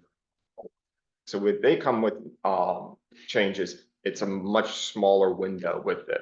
So you don't see the FY27 things in most cases. So because these buses are not specific to any, you can't say where a bus can do, like I can't say this bus is for Stafford, this bus is for Fredericksburg. It says route streets varies because the vehicles have to be across all. So you see a lot more regional locations, even with bus stops. They can't necessarily specifically earmark things for specific communities because there's federal laws preventing that. So the motion on the table right now is to not endorse. Now, Dave, you mentioned changing that motion. Did you want to amend your motion, or do you want to move forward with the motion you've made? I actually, now that the one has been explained to us, and I would, which one is it? So I would eliminate that from my motion and just say the second one is indecipherable to us, is a large, huge amounts of money. And you're asking us to endorse it, you can't tell us enough about it for us to make a good decision about whether we should or should not endorse it, period. And therefore, we should not endorse it. Okay, so Yeah, that one, 2.5 million, 8.8. that's the first one. 17, yeah. That's the one that you want endorsed. Is that correct? No, No. This is the one with the fiscal year 26 and the fiscal year 27. This was the first one that John explained. Rolling stock sounds fine. yeah, I mean. I give up, I don't know, I keep it. And, So this, so I'm sorry, Cole, can you pull up C1? Or 7C1? Okay, that is, I'll withdraw. Withdraw the motion? Okay, And we'll just, if we can just address both of them separately. separately, you want to address them separately? Okay, I'm good with that. So 7C1, do I have a motion on 7C1, which is to endorse resolution 2424, adopt amendments to FY 2427 transportation improvement plan to adjust funding allocations for two projects, UPC 117026, Smart 22, Route 648, Shelton Shop Road improvements, etc. As well as Garrisonville Road, because it's a bundled. Yes. Motion to endorse. We have a motion to endorse. Do we have a second? I'll say. All right, we have a second. Do we have any further discussion on 7C1? All right, hearing no discussion, all in favor, vote aye. Aye. Aye. All opposed? Me. Nay. All right, in the opinion of the chair, the ayes have it. And so it is endorsed. 7C2. This is the rolling stock amendment. Do I have any motions on the floor? No, move that motion to approve that one. We have a motion to endorse. Any seconds? We have a motion, a second. Do we have any further discussion on 7C2? Yes. Can somebody explain me those numbers? This is. Yeah, are they Yeah. scaled? That's being modified already. It's transit typically scales it, and then if we add zeros to it. Oh, to so make that, it the correct. 391's for the entire state? And ours is $2,800? It's adding to it, yeah, Oh, that's a lot of oil filters. so. There are not too many. So we're missing I'd That's almost for pay a for that vehicle, myself. that's 2 to 3, 2 zeros missing. 2 to 4 vehicles, depending on what they're ordering. Okay, Okay, That, right. so, okay. With the understanding that these numbers are scaled. That's, okay. Do we have any further discussion? All right, all in favor, say aye. Aye. Yeah. All opposed? All right, hearing no opposition, that also passes. All right, moving on to 7D. Is that further? Okay. just letting you know that Coley's survey is up and public comments not open. Coley, did you want to add anything to that? Yeah, no, I believe Becky presented on this last month. So here's the action plan. You can view it. There are 5 projects per locality. So you can see those here in the table of contents. Pretty cool. You can just click and it'll take you right there to it. So like John mentioned, it's linked on the agenda, and here's the survey. And oh yeah, this and as well as the press release about the survey. So here's the survey. And then this is the map section that I mentioned previously. You can drag and drop. Yeah. So if you have any questions too, if you're trying to take this and there's issues, just contact me and let me know. I assume this is also on social media, et cetera. Okay, great. Yeah, if you'd like to share any of our posts on social media, please feel free to do so. And also there's flyers out on the front table when you walk in. Feel free to take any of those flyers and share with your folks. Thank you. All right. Anything else on that? All right, moving on. 7E. Because I always bring it back to this group, minute the bylaws last month, and just because we like to wallet, if you wish to see what was changed, it's up there. So it now reads, when the permanent vacancy retroactive to December 31st, 2023 occurs, the chair position, vice chair would be the chair position, the vice chair would be appointed, an election of vice chair would be conducted. So this is just saying, if this is not what you said, speak now, because as of tomorrow, I'll make these changes permanent and they will be our bylaws. But you've already voted and approved it. It's just you get to read and double. So we don't have to take action unless we don't No like it, action. in which case we would need to Yes. take action. Does anyone not like it and want to take action? All right, hearing no business there. Moving on to item 8, staff reports. Okay, policy committee met on February 26th. They endorsed the GWRC FAMPO memorandum of understanding. So they, GWC and FAMPO, although from the federal perspective is not linked, we actually basically share resources, and that's the MOU for that. They endorsed a TIPA resolution for transportation rolling stock, as well as opened the public comment for the Shelton Shop Road and Garrisonville Road area corridor improvements. Ian provided a brief administrator's report. I'm trying to think about it, but their discussion was kind of how maybe travel patterns may have changed since COVID, as well as trends that we're seeing across the region. Basically, with the exception of Fred transit ridership is still down for a lot of services, as well as Amtrak, vehicle. Amtrak, it's up too. Amtrak is up too, that's good, yes. And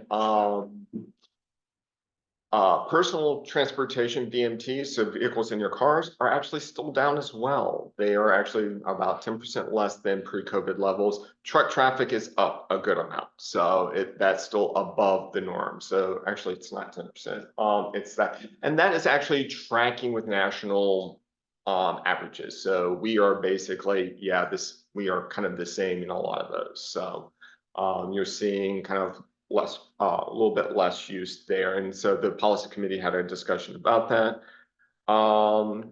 Next up was we provided a very brief summary of the River Crossing NEPA Parkway study. I'll get to that in a little bit. And then we presented the CMAQ STBG scoring updates, basically provided them with the projects that are the top 2 that were most likely to receive funding in the next round. Route 1 jug handle at South Point for Spotsylvania, I-95 expansion, Route 1 and Route 3 DCR trails scored well. Spotsylvania Harrisonville Road studies scored well. Mine Road and Green Spring intersections in Spotsylvania received funding through that, so as well as service expansion for Fred. So that funding will be allocating the exact funds within the next month or 2, and you'll likely see those come before you. But we basically showed how every single project received scores and funding within the region. So you can see how things stacked up, where things might have been weaker, where they're stronger. So if there's something that you don't like there, please reach out to your jurisdictions and staff and provide comment. Yes. One of the things that I know we kind of just skimmed through it, but I looked at it more closely, and it seemed that when local match was applied, that the scores dramatically changed. When one jurisdiction provides local match and the others don't, that can seriously redistribute some of the scores. Yes. Good move, Spotsylvania. You say that You guys provided this match. Rolling stock, and that the same topic we just discussed. They approved the program, and then of course we had a modification the next month, because that's just how those things happen. So what we were talking about is a modification of what they Yes. approved of. Okay. So that would be going back to For before a that. moment That's there, I thought we normal. were considering something that they had already did. No, but that's tip life. Yeah. So we had that. Question on the, Yes. then, the GWRC FAMPO MOU, right? Typically, this body would hear about an MOU that affects us, or was it at such a level of administrative management that it didn't really? It didn't seem to affect us. It's just funding for staff, right? Yeah, it basically says it's sharing the building staff. I mean, we've had some significant changes in the MOU in the Yeah, past. in the past. This This is the same MOU that's been Thank you. standing for a while, so Thank it's a. Thank you. Yeah, there wasn't significant discussion. It was a few jokes, if I remember correctly. Yeah. It was in the consent agenda, so that. So, okay, on, let's see, Real quick on the listing of projects and the approval, I forget the name of it. Yeah, I guess it's smart scale. Okay. We had talked last month about wanting to have a voice in what gets sent, right? That I'm not imagining that. Yeah, I think, didn't Ian mention the? April, we talked about that. Is April Yep. still the feasible timeline for Yeah, that? that would Okay. Okay. Just wanna make April's sure. going to be a heavy agenda. Cool. Everyone bring dinner. You haven't even been able to get into doing the program yet. Sort of like stuff. Okay. Subcommittee met real quick. They discussed they had a presentation from Northern Virginia Transportation Authority of how the Northern Virginia Transportation Authority works, funds programs, and benefits cost constraints, differences between us and them. So they had their executive director present. Connor provided a deep dive with the assistance of the Central Virginia Transportation, Richmond, to present how they do things. We only had one speaker, and kind of how they divvied up and distributed funding. So that was a very heavy lift. And then there was just a quick reminder of how other authorities do it. Just we had two big deep dives in Richmond and Northern Virginia. And so just a reminder that there are other authorities out there and they did things a little bit differently. So I did a very brief synopsis of like the IA1 and Hampton Roads authorities. Could we get sent those? Yes, Those presentations? yeah, they're always linked through the agendas on this, but yeah. How did our Oh, okay. potential RTA accept what they were hearing, if I may? It was King George actually, they went around a table to see how they would want to do the split. And I expected King George to go 100-0 and they went 60-40, right? 50-50. One of them was 50-50, one was 60-40, and I was honestly shocked. So I thought they made some progress in that last meeting. Well, I remember originally they didn't think they were getting a cent, but then when they saw that locally, it was going to be split to what goes to our projects and then to. I thought it was really good Yeah. to have the Northern Virginia lady talk and the Richmond one right there back to back to see A and a B. Cause one's 70-30, the other one's 60-40. And Connor had the numbers on what they're getting back. I mean, what Hanover's getting, what New Kent's getting, what poor old Charles City, $700 or something. I mean, it showed our people, you know, what it really could be. And, I thought it was well received. I mean, even Lori, chaired the meeting and did a good job. I thought, well. Good. And next meeting, they're supposed to talk board makeup, I think. Board makeup, and they had me generate the expected splits depending on what revenue streams they Real picked. numbers. Yeah, Well, Okay. there's still projections. real but yeah, numbers. Yeah, yeah. Yes. yeah. It's basically the policy committee. It's the isn't it? policy It's committee. basically, Yeah. there were state legislators there, right? I just attend. Were state legislators there? They've come and presented and talked previously, but they are Okay. not formally a part of the committee. Oh, okay. They kind of come and listen. They sit on the side. Turner, did you have a question? I was just curious, I didn't know about the meeting, I thought. The next one is next Thursday night. Yeah. It's Next currently Thursday. scheduled for Thursday at 6. So it's just basically people on policy, so it's okay for the RTA. So what about when the last time they had last time? The time for last, where we had the legislative people here, are any of them on the subcommittee? Because I No. remember talk that they were gonna form a subcommittee. Mhm. So all that fell through. No, this is the subcommittee that formed through that Yeah. discussion. The subcommittee, I think, is intended to provide a structure for an RTA to send to the legislators for If they choose to do so. if they choose to do so. For the legislative session next year. Mhm. Because I think the General Assembly is almost done, if not done already. It's Too late for this. Yeah, it's too late for this year. So, and they met in they met in November, like at the end of November, they had like a week to get any legislation submitted. So that was just not doable. And so they agreed to meet monthly and try, I think they're supposed to have something in June. working towards a recommendation. The subcommittee, which is the policy committee, is going to recommend something basically to themselves of what their findings are. It basically allows them not to bog down their normal meetings with this particular topic, because I think that meeting went for 3 hours just on the subcommittee. I'm really So it was intense. So Can you still form an RTA for Fredericksburg and Stafford if Spotsylvania decides to dig the heels in and says, no, we're not, the board says, no, we're not going to join? I think you. I think you could, but I think it's short-sighted on Spotsylvania's. Well, but the other thing is the board doesn't actually have the power that I think they. And I've talked about that, but So Well, authority just requires 2 jurisdictions. There is questions of jurisdictions, county. It's a little bit different if you start talking about a town and a county. But that being said, it's done by the legislature, and it's done to us, not necessarily something that we opt into.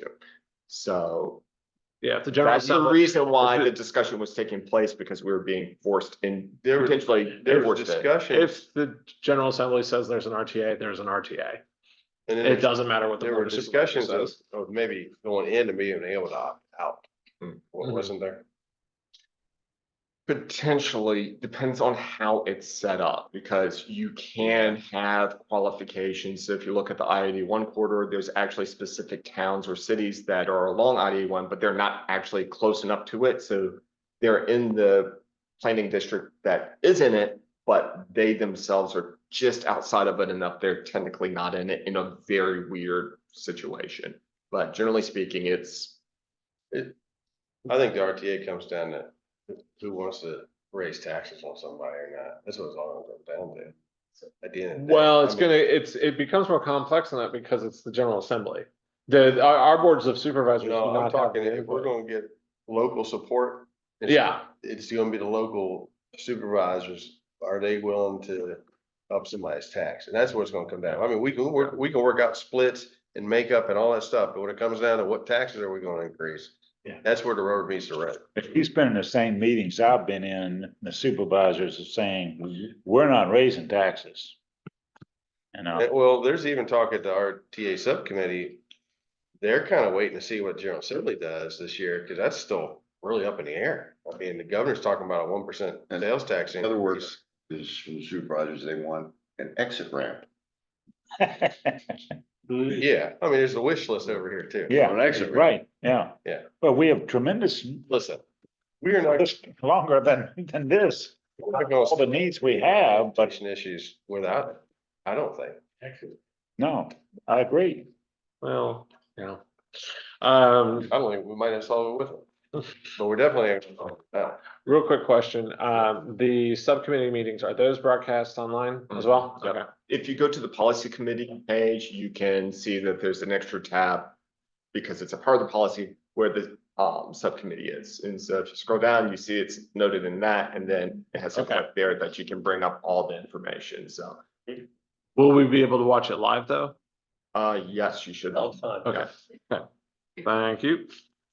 Yeah, you can just, like on every page, there's a link, but it's the same exact link that you receive in the email, so, I don't have the email sent to here, but, yeah, whenever you get an email from us about our committee meeting, about CTAC, there's a list of information, the parking, your FOIA, and then the stream text link, as well as the video link to watch.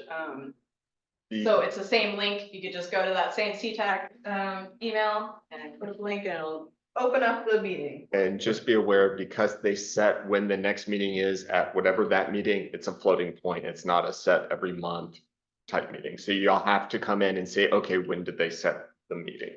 So. All right. TAC. Okay. Well, can we, and you had started to, can we go to the subcommittee's agenda and look at some of those things that were under number 5? Because they're very interesting. Looking at some of the things they discussed at the subcommittee meeting. Right, maybe something to the agenda. Yeah, like, No, just, well, this would be part of staff reports. when I looked at 5A, for example, the 3 bridge costs. Yeah, you just had it. I wasn't sure which 3 bridges they were actually talking about. Okay. That was a little confusing, I thought. Yeah. Yeah. When he presented it, but I think it's the southbound new one, the northbound new one, and the way that reads is the ones up at 17, that they replaced 5 of them, I think, or 2 new ones, 2 and 3 replacements. But they also did work to the existing northbound 95, the old northbound bridge, Right. did some work too. That was a change order, I think. So that confused me at that meeting as well. So is it basically just the two new through lanes and then the northbound lane that was redone? In other words, the last one where it says northbound Rappahannock River crossing, that's the local one? The one that leads to the local exits? That's why I was confused as well. Well, see, that one says bridge over US 17. Yeah, the through lane's brand new, right? That's a new bridge. Yeah. We built that. So this was not the retrofitting of the other Okay. bridge, because that probably came from bridge repair fund. These were the two new bridges on either side of 95, and then that's the 17 bridge. Okay. And yeah, how VDOT can break out projects can be a little bit. Okay. complicated. So, So okay. I'm thinking that project, the last one. There were two new bridges over 17, two replacements, and then the CD road. There was 5 new bridges across 17. In that project that was also had the 2 river crossing bridges too. So they were about 100 million, 114, 120 million dollars a piece, and then 5 of them were not built over water for 100 million. Maybe, I don't know. I mean, I think, I know the bridge over 95 at Spotty Regional was $15 million when we built it. So 20 times 5 is about 100. Yeah. That's just the farmer and me putting numbers together. I think that's where he comes from. Okay. All right, And then 5D was very interesting. And yeah, Yeah, these are the proposed, but we had to, Yeah. they had to throw it. Yes, this was actually presented at the Dart very at the- first RTA meeting. Basically, we had a request, just give us 10 projects, or give us what groups of projects would we even start to even have a those are really discussion well about? made. And where would they be? Who would they serve? What kind of expectations we would have? If there were cost estimates available. So you have Harrison Road interchange and widening, the Enon connector, the river crossing. Those, we took some of the bigger kind of lift projects where we would have to go to smart scale to even have a hope of these. And now with how smart scale is done, some of them might score better, but they require a significant local match. So Yeah. we're at a challenge with that. And in some cases with like Caroline, we kind of knew that they had an exit ramp / widening where they're kind of limited, as well as in King George, we're like, tell us what you want us to look at, because we don't want to assume, because we don't interact with them as much, of what their needs. They have their own rural work program. Kerry does it, but we're like, what project do you want to even start with? So for us, it was just a, let's study your main kind of triangle in the center of the county that we know is going to have congestions or modernization issues, and say, let's see what projects come out of that. So it provides a distribution, and Connor did really good work trying to put and stitch all of that together. And you're trying to sell King George and Caroline on the RTA at the same time. Well, we So- can't, we don't want to say because they were invited, then also say, come look at all the projects everybody else. You're invited and Right. in the I mean, discussion, you it's gotta like, what do you want? in Throw it? a So, bone, I guess, if you want them in there. Because And then basically also saying that if you want to do any of these things and you're going to need local match, well, the only place that you're gonna have money to do local match from is from an RTA. or generated through the county. Yeah. Taxes, yeah. All right. That was great. Very wide ranging, I like that. The tax. Okay, yes, so TAC was a lot more focused on, let's see, they got the SS4A, they got the CMAC, there's a discussion about there. They were a bit more focused on the smart scale pre-application approvals and application process, so it's just trying to build off of that, because we're just trying to get the information in, because there's an end of March deadline to just get projects into the queue. We did do talked about the CLRP and smart scale area. talked about what should be the future pipeline studies coming in, and a very brief item of the Vision 2075. Yes. Pipeline. So yes, so with pipeline studies, one of the items that is supposed to kind of help the smart scale process is that even before you apply, there is a limited kind of capacity to do very focused studies on corridor and potential projects.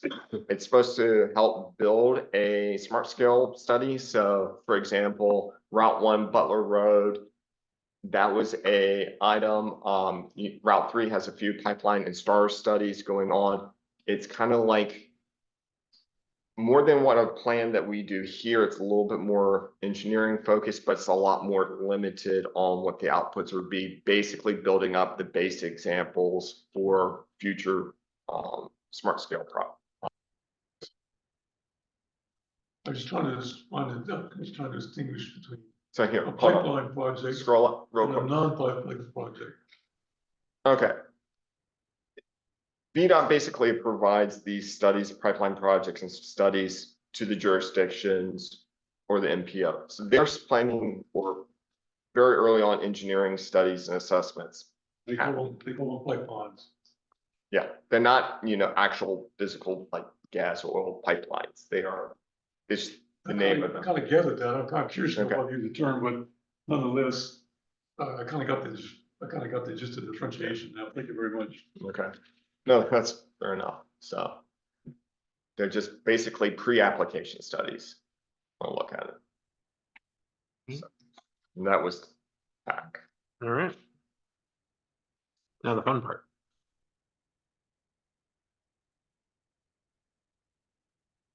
Okay, so if you're not aware, I would highly recommend that we have this public meeting coming up next week on Wednesday from 5 p.m. to 7 p.m. at 86 Deacon Road. We are actually going to have our first public meeting for the river crossing.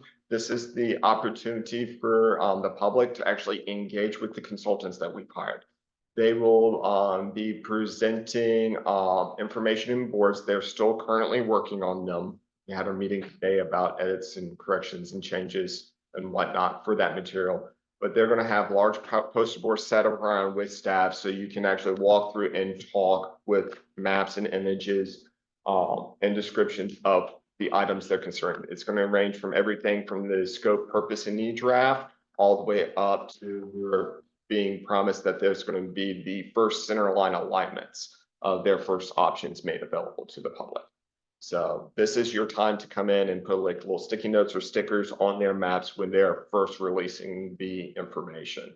So Seems to be at the dinner hour. Would there be any refreshments? unfortunately not. Only the ones you. BYOB. Yeah, don't look in my cooler in the back of the room. No, it'll just be water, but yeah, so we are having our first big public meeting.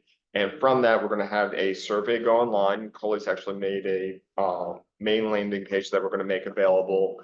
The consultants have made the survey. It's going to be just like the MetroQuest survey saw for the Safe Streets for All, but it's going to be, we're going to have comment cards available. So a piece of paper that you can fill in, drop in right there, or if you want to take it home and do it, it's going to be a fold over. You have to apply your own stamp, but it's mail in as well. And then a public comment period that's also going to be, so if you just want to send FAMPO an email, which will be inundating Coley's work of large list, you have that capacity to do so. This isn't going to be the first or only. This is like the come in and provide your feedback to the consultants early in the process. They're going to have a much bigger meeting in the fall that says, here's what we're presenting, now do the full meet, because they're still in a lot of they've done their data collection. They're kind of catching a few more things that kind of coming to the community, said, hey, there's something else that we've missed here, that they still have time to go back and do that.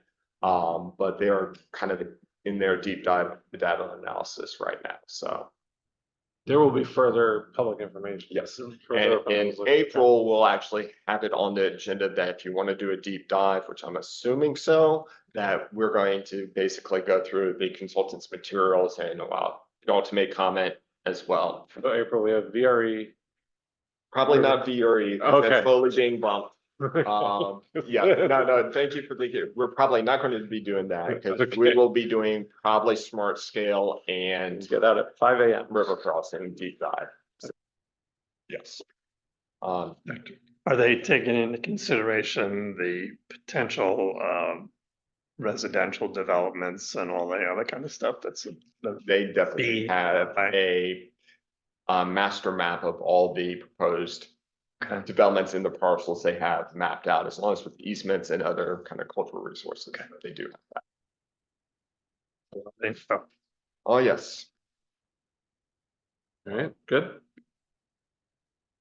All right, thank you, John. Actually, I can start out just because it's kind of member. Paula, do you have the image that I forwarded? But yes. This. So the city has modified their parking arrangement at the corner of Dixon and Princess. I put a fire hydrant there. No, it's been there, That was the. but the city and Solomon City basically went out and did assessment, and this is their applied fix. So if you don't know, the orange vehicle is now removed. They've extended the line of sight at least at this. I don't know if it's the only fix they're applying, but this is their main action they've done thus far. What was this picture saying? Last Friday. Cause I saw it wasn't taking the the orange truck there. So, That was Friday. Non-emergency.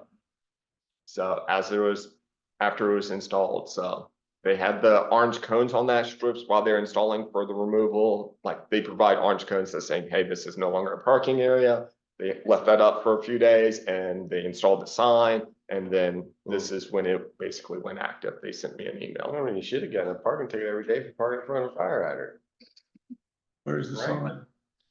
It's basically right at that bumper of the first car. Didn't actually see it at first. I was Okay, like, yeah. we got two cars parked. That's not helping. Yeah. The sign is right next to it. It's almost looks like it's in the light. Well, it looks like part of the house. Yeah. It's right at the back of that first. Oh, No, that's. left. come up, Cole, he's right No, there. it says no parking from here to the corner. Two people violating it already, huh? Oh, no, you can still park ahead of that sign. It's from the intersection towards, or that sign towards us. So That sign towards us. it's now no parking. Yeah, where the hydrant is. Oh, no.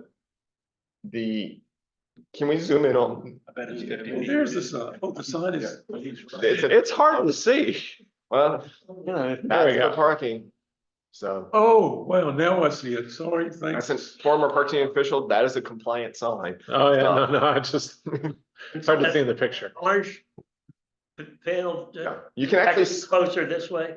you can actually see where it used to park. So you can see the trash that. That debris was up. That's debris, and you can see where the tires were sitting and all. So yeah. Gotcha, okay. Been there for years. Yeah. It's. That was a violation anyway. Yeah, it was, right? You can't park in 15 feet of the fire hydrant. They were right at it, but the city has modified that at least some case that is more than. I thought maybe they installed a fire hydrant. Yeah, That's what I would have done. that is commitment. Yeah.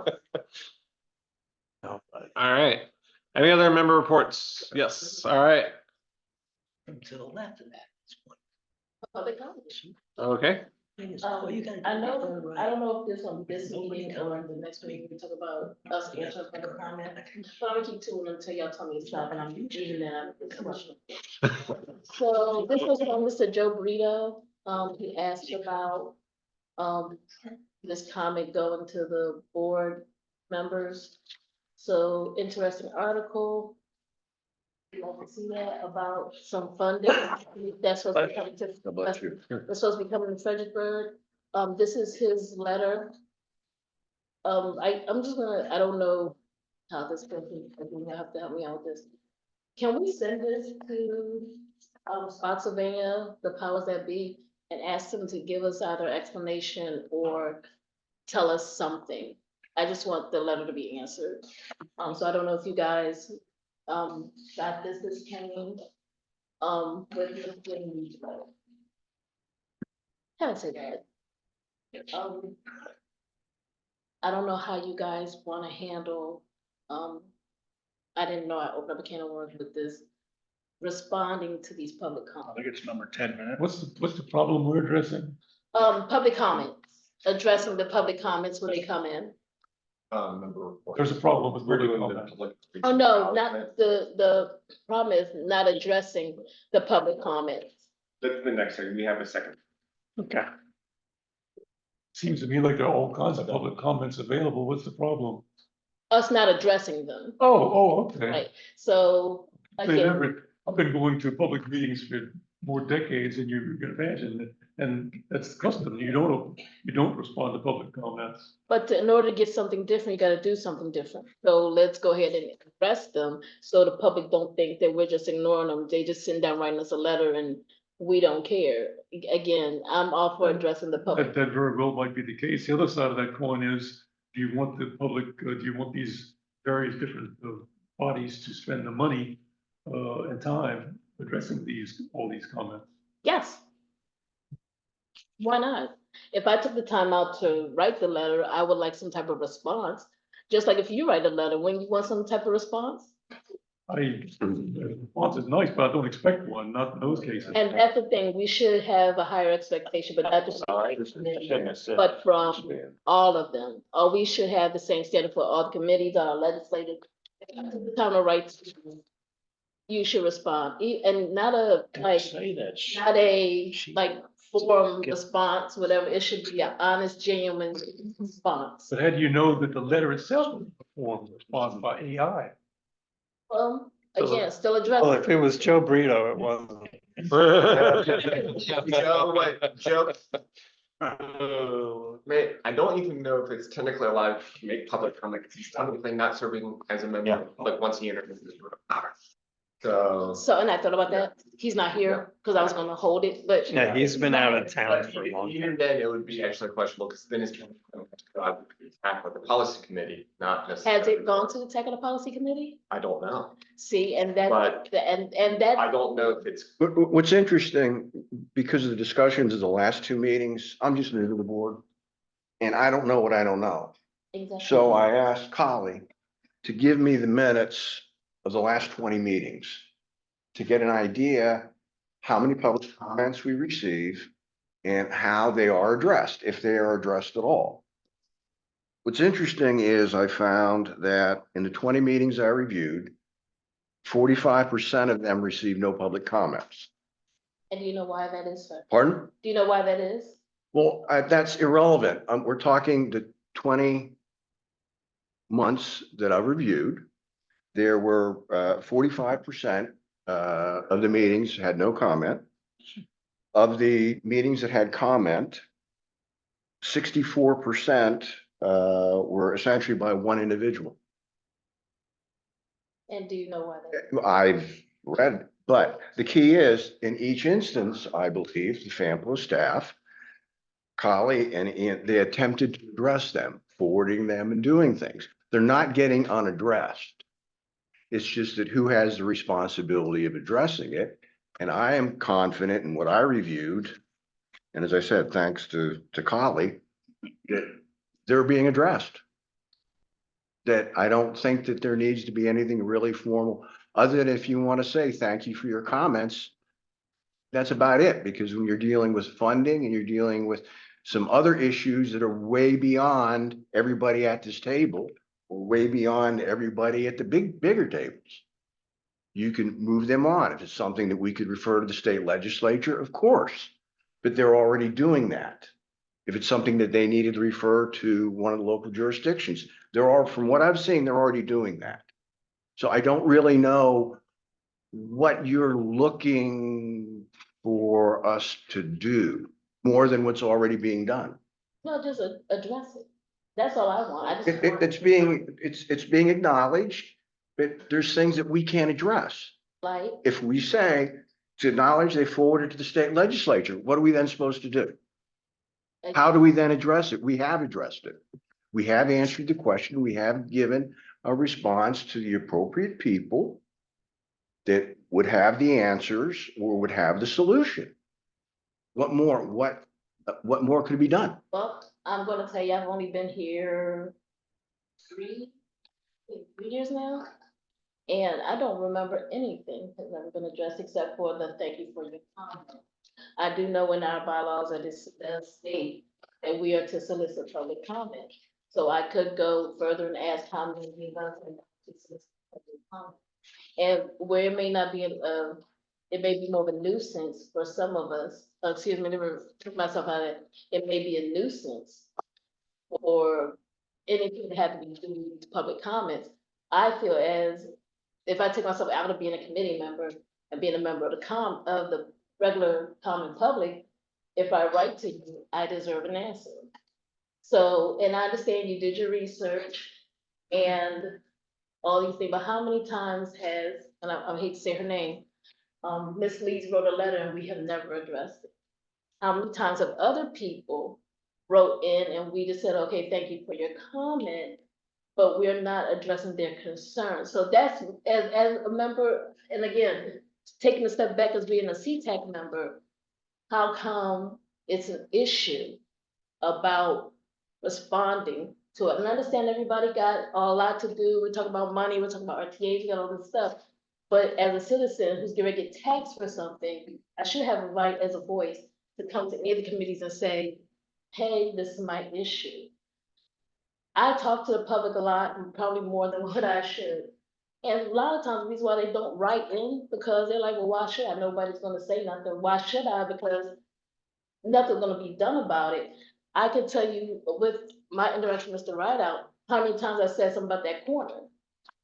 And it's been over a year. Why should I have to wait a year for someone to make a decision about what I took the time out to write? And we can agree to disagree, but at the end of the day, our public deserves our response. And that's kind of really. But if they're not knocking on the correct door, How do our public know they're not gonna correct door? How do they? you can tell them, but it's not our responsibility to then carry all the water. And then come back and follow it through.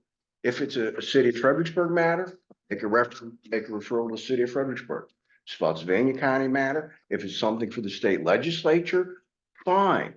But it's not this board's role beyond FAMPO and what they already do. And I looked through and saw the referrals that were made, some of the responses that were back, particularly on one issue regarding Ms. Lee's San Diego issue. You guys did your due diligence. I don't know what more you can expect. I always expect a lot from boards, especially the boards that I sit on. And I always expect them more as a citizen to have the boards that do meet, to have enough, I don't want to say respect, but respect to respond. And again, so we can agree to disagree. Only thing I want is the community and the public be heard, especially when they feel they don't have a voice when they come here. So just to, if I could, just to be clear, because it seems like we're treading some of the same, starting to tread back over some of the same ground. What exactly is it that we as a group would like to discuss? Are we talking about responses directly to public comment during session? Because Robert's rules don't allow for that except for the chair, correct? Public comment is directed to the chair and they're the only ones that are allowed to respond, if I remember correctly. My understanding of Roberts is limited. Typically, at least with FAMPO, it's not a conversation. It's for us to receive public comment. Okay. There is no expectation that we are going to address that public comment. But at least if somebody's so near saying that, asking questions, that's not something that typically FAMPO engages on. That being said, FAMPO does then flex the rules at various points in times to either allow, if there is comfortable, I think you've actually had conversations with the boards at different times during your public comment where they might ask for clarification and whatnot. They do kind of bend on that, but it's not a, let's have a conversation. At that point in time. Questions, right? Asking questions, clarifying questions. They might ask, but that's very big. We typically at CTAC, if somebody has a public comment, we're much more likely to involve in a conversation, but that's not necessarily the requirement at that point in time, because at that point in time, it's the public is there to provide public comment. We are to receive it. although we have a much more friendly conversational culture to that than some others. In other places, it's noted, it's like you have your time, you speak it, and they move on. You can see that in some of the like supervisors or council meetings. So there's always it's for them to provide comment that we receive, but there is a little bit more of a gray area. Now, as the interface, as a citizens group, in theory, you're supposed to be the entity that kind of moves back and forth between the general population and the elected officials, not just to FAMPO staff, it is to everybody. In some cases, for FAMPO staff, we're actually fairly restrictive. I can't go and tell Spotsylvania how to do what theirs, because I work for them, not they work for me. So I can provide them like, hey, our community folks said we have a concern about this, would you please look into it? And they have their own processes in, but because we meet with, you know, like I see Jamie once a month, I see Basan once a month, I see all, if you pass me saying, hey, look at something, if they're at the meeting, like after it, I'll say, hey, we've had this, where I'll send them an email or whatnot. And then they have their process. Unfortunately for me, it becomes a black box because we have a professional box here, they have a professional box there. It becomes a thing, and I can follow up, and I do follow up. Hey, has anything happened? It's in the queue or whatnot. They'll provide me an update, but beyond that, I actually have a little bit less power interacting with some of our elected officials because I can't necessarily walk up to, say, Spotsylvania's supervisors and say, I want to bend your ear about the restroom quality at Willamette Park. I have a little bit of that, but I don't make public comment on like their master planning activities or anything because there's that professional line that's happening. You should be like grabbing areas and pulling them aside to a lesser extent. But if you come to me, I'm going to be much more filtered of what I can say versus going directly at system. So question here. Would it be feasible? Would this be an acceptable, I don't want to say solution, but attempt at improvement, to perhaps add a discussion item to public comment, post public comment, say discussion. If we have something to discuss regarding public comment, we can discuss it. We have an opportunity there to discuss it. And if we don't, we move on. And just as a clarification for like somebody like Ms. Lee, FAMPO staff has actually gone to their residents to have conversations. So it's something that we actually do engage actively on outreach for public comments. We've come out to neighborhood groups that had concerns. And so that is a common standing practice of FAMPO.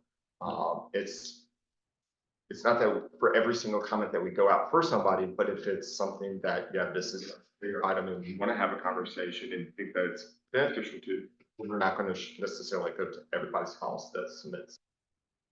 Yeah, just for my own clarity, was misleads the 64% commenter?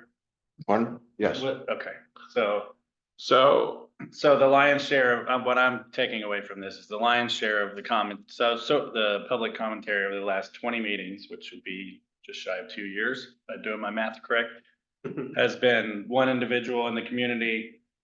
They've received responses directly thanking them for their commentary. They've received responses that said that we forwarded their concerns to other parties and even visits home to their home. We've even done a site visit. I feel like we kicked the tires on responding really. to that particular person. And then I would say in terms of establishing a standard, I wouldn't necessarily be comfortable setting that as the bar. Right. So there are additional concerns I mentioned last time, which I just want to raise for conversation here. You know, what we can say as individuals in response as a concerned citizen and member of this board is different than what I think we should say as a board, which indicates at some degree, concurrence or consensus amongst the group that everybody agrees, which may not be true. And also it takes away from the personal aspect, right? You took your own time to write a very lengthy response to Ms. Lee's most recent concern that we heard in January. So that may mean more than all of the previous things that happened. And that may resolve the issue, or we may end up over the next 20 months seeing 65% of the commentary still coming from Ms. Leeds about the same thing. Hopefully not. Right, but so, and that to be seen, right? you know, commentary is useful to us, and I think it's worthwhile to talk about.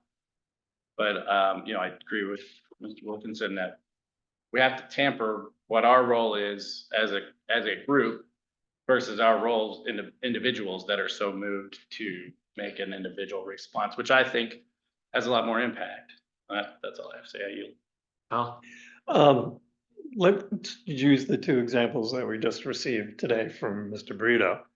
One of them, like most of the ones that I present when I speak before a CTAC or go to the policy committee meetings and so forth, I'm not asking questions or asking necessarily for a response. I'm just providing information and asking them to look into something. And that's what we have right here. First of all, the information about, or the 2-page thing from Joe regarding President Biden, that's just providing us information for us to peruse and try to look at. It would be nice for us to be able to see that. And then the second one that is geared towards the Spotsylvania supervisors that are on the policy committee regarding the RTA, well, that's just something that we forward to them. To those 3 members from the Spotsylvania, you know, policy board. well, that's why I suggest, sorry, real quick. I just want me to make correction. This is not from Joe Marita. This is from, this is actually printed out from the new newspaper here in Fredericksburg. Yeah, okay. Came out, so he didn't give me this. Okay, It's, so he had only one then. Yeah, he just had the letter. and- I thought I saw his name on both. No, Yeah, yeah, okay. just to make sure that. Free slants. Okay, that's good information to give to. Yeah, Rupert, can we get that? It's the, I think it's called the 21st Free Club. Oh, yeah. I charge him. Well, that's why I suggest the idea of, and I believe I have this in my purview as chair of, although my term is ending soon. The idea of adding an agenda item, which is discussion of public comment. What is the consensus on that? Do we want to add that? You know, that is not a requirement that we have a half-hour discussion about public comment, but it does give us, talking about Roberts, it does give us the agenda item of a space to talk about public comment, should that be necessary. How do we feel about that? Yeah. I'm inclined to say no, because our sole function here is to give advice to policy. Okay. So. And I'm the saying, if it's not broke, don't fix it. I don't think it's broke. Well, in some cases, the public comment could be just what Alan brought before us tonight with this video up here, though. Mhm. It could be a public comment of something that could be fairly critical and that we may need to discuss. And but it might not be brought before us from one of our own committee members that we might need to look at.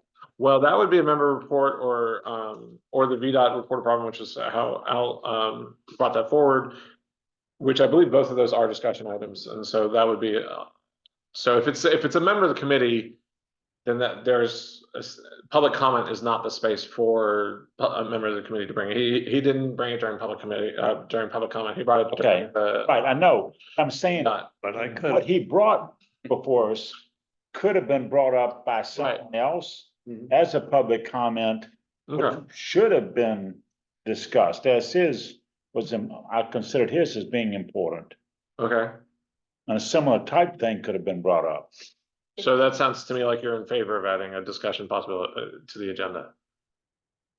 I just feel like that there's some times when some public comments might need to be discussed. I think most of these things ought to be pushed off on like he said, put off on sent to the proper people that they need to go to. And we not even fool with them.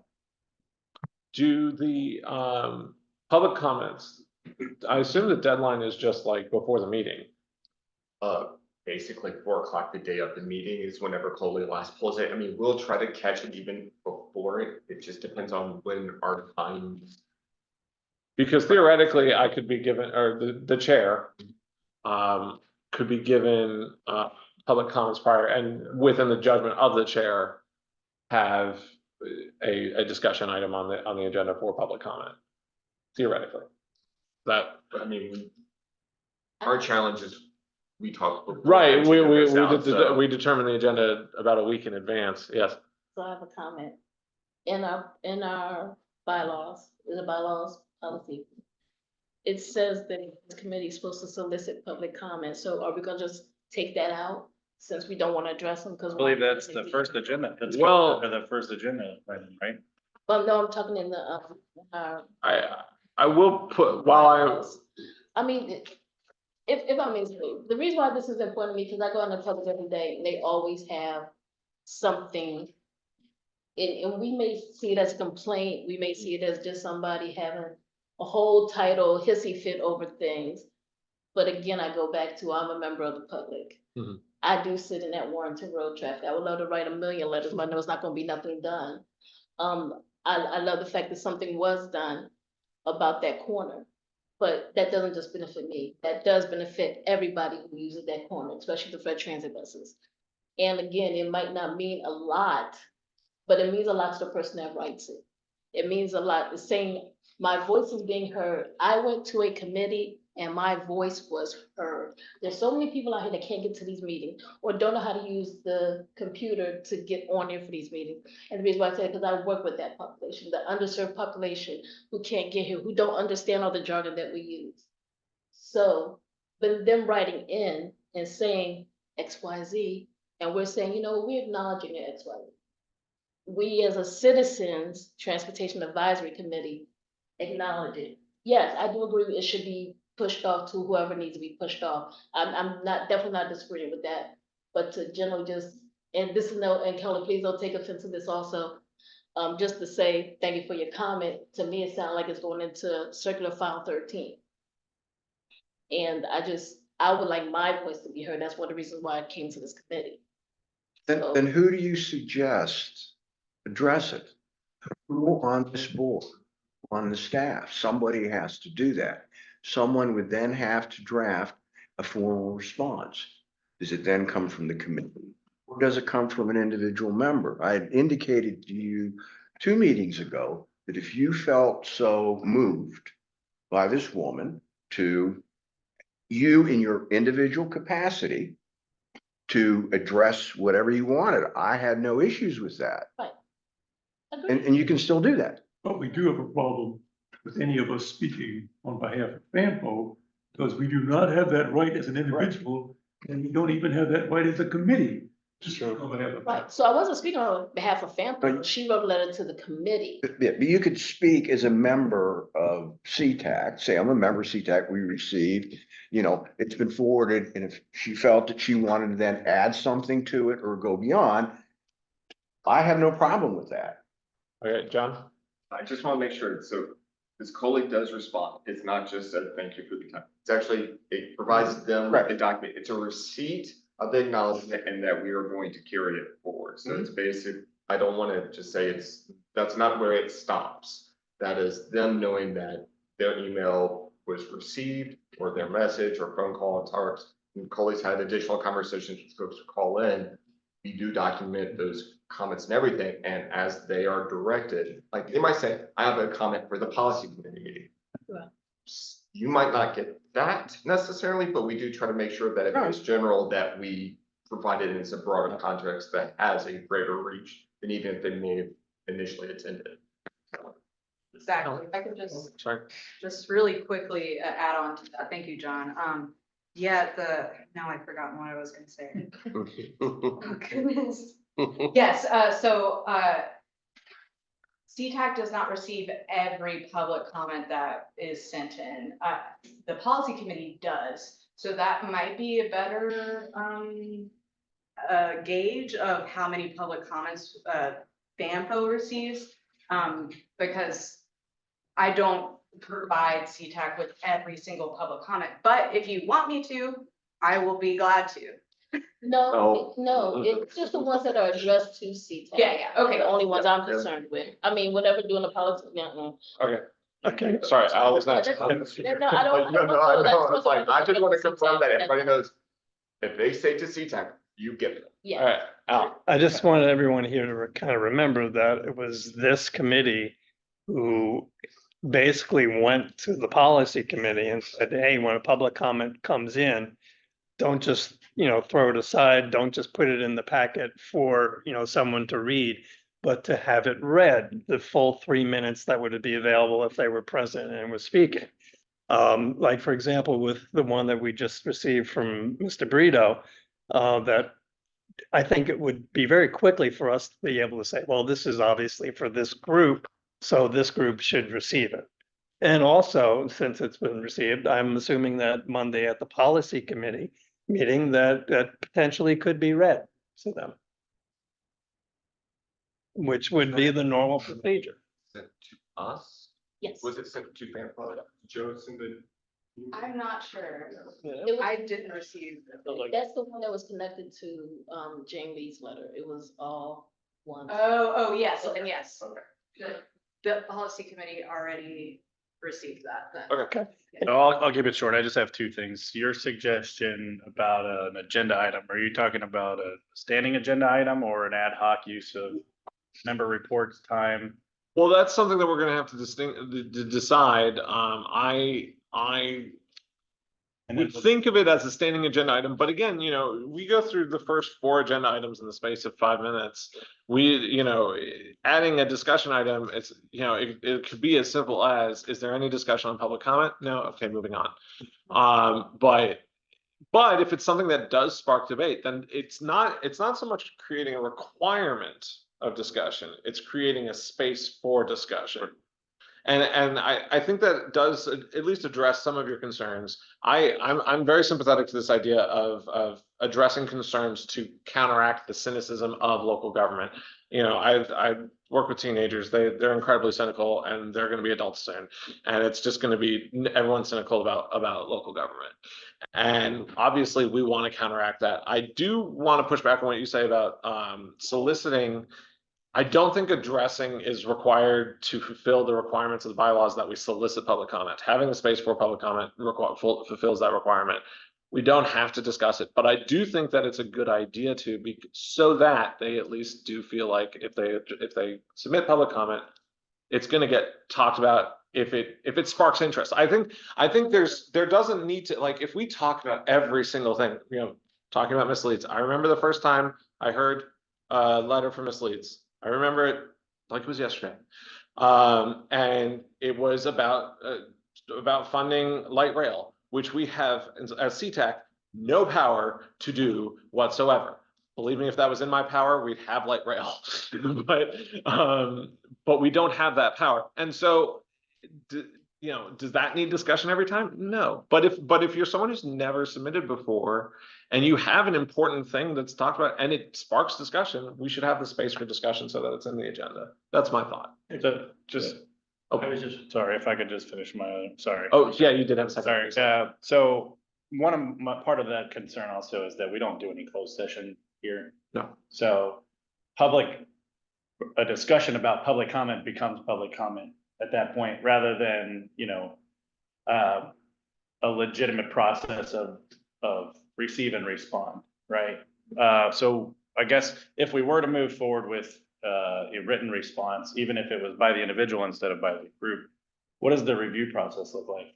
Because there are some potential risks to the elected officials that we represent indirectly, to whatever our response might be, even if all we're saying is, I'm a member of this board, right? And it's rife in the government where it says you can't ever use your position, outside of your position, right? And if we're saying we're responding as an individual in the community, that's not our position. Well, and my suggestion is just discussion. I don't think touching the written response thing. Personally, I don't think that's a good idea right now. I think that's going to add a lot of burden to our meetings. I think that's going to add a lot of burden to our own personal time. If someone wishes to make a response, go for it. But within the proviso of what you're saying, be careful what you say, basically. I'm Right? okay with a 3-minute response. If everybody's okay with a 3-minute response, I do not mind getting the letters and doing the research and everything like this. Have like the public comment time. I don't mind that. I just want them addressed. Yes, no authority, we have no rights to make a response. Yeah, that's the thing, that's why I'm saying. Or discussion, 3-minute discussion. Well, and I don't want to put a time limit on it because again, there are some that genuinely don't warrant, because we've heard them 5 times, and maybe we discussed it the first time, but we really don't need to address it again. And so I think putting it within our judgment would be necessary. Yes, Dave? The separation is, we do not address public comments when they say it. It does not become a dialogue. Right, Bringing up a separate item, it's just the board Right. talking, we're not entertaining them to add more comments or have some question, discussing, oh, what we just heard, that is pretty significant. yes, Maybe we should consider adding it to our agenda. yes. That is my suggestion. Next meeting or something like, or FAMPO could just be forwarded to the policy committee, and simple things like that. Yeah. That is what I'm suggesting. I don't think, and Okay, so are we okay with that? If I put that on the next agenda item, are we gonna have any objection to that? On the next agenda? I mean, is there room on the next agenda for anything? Can I make a Yeah. recommendation? Because I'm pretty sure Chloe here, would you like to add that to the May agenda? And I say that because I'm not gonna be here. Yeah, Agenda. So, but Chloe, I'm fine with that. okay. Okay, we'll do it for April, we'll do it for May, is that what we're saying? Can we build in some time for, April is going to make this meeting much shorter. Okay, sorry. I guess one caveat. If you want to, we can, but I would generally recommend. Could we add in Okay. a guideline that, the discussion time is not gonna be for the comment we just heard that same meeting, but rather there's a digestion period? Oh, okay, Maybe 1 making month. that May. Okay, yeah, previous public comment, like, okay, yeah, like almost like a report on public comment. Right.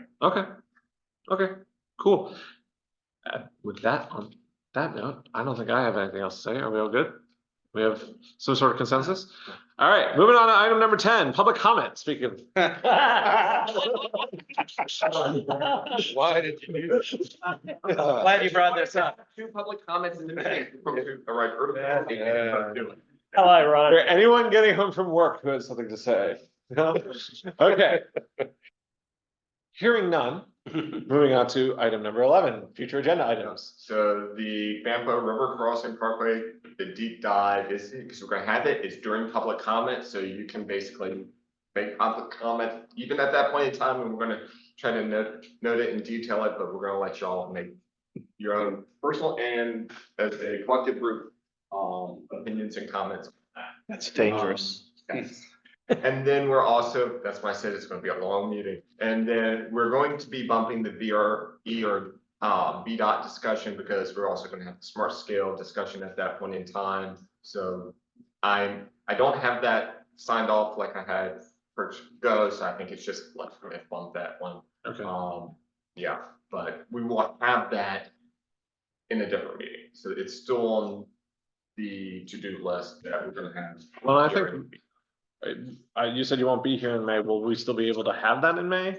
Yeah. Because my concern is the meeting. Okay. So I won't be in the show. You'll have a different FAMPO staffer. Okay, So, just because my concern there is the schedule changes, the Saturday service, et cetera, for VRE, that's probably going in June or July, right? So May is a timeline there. Okay. And do I have a motion to adjourn? I moved it. All right, do I have a second? Second. All right, all in favor? Aye. All right, have a good night, folks.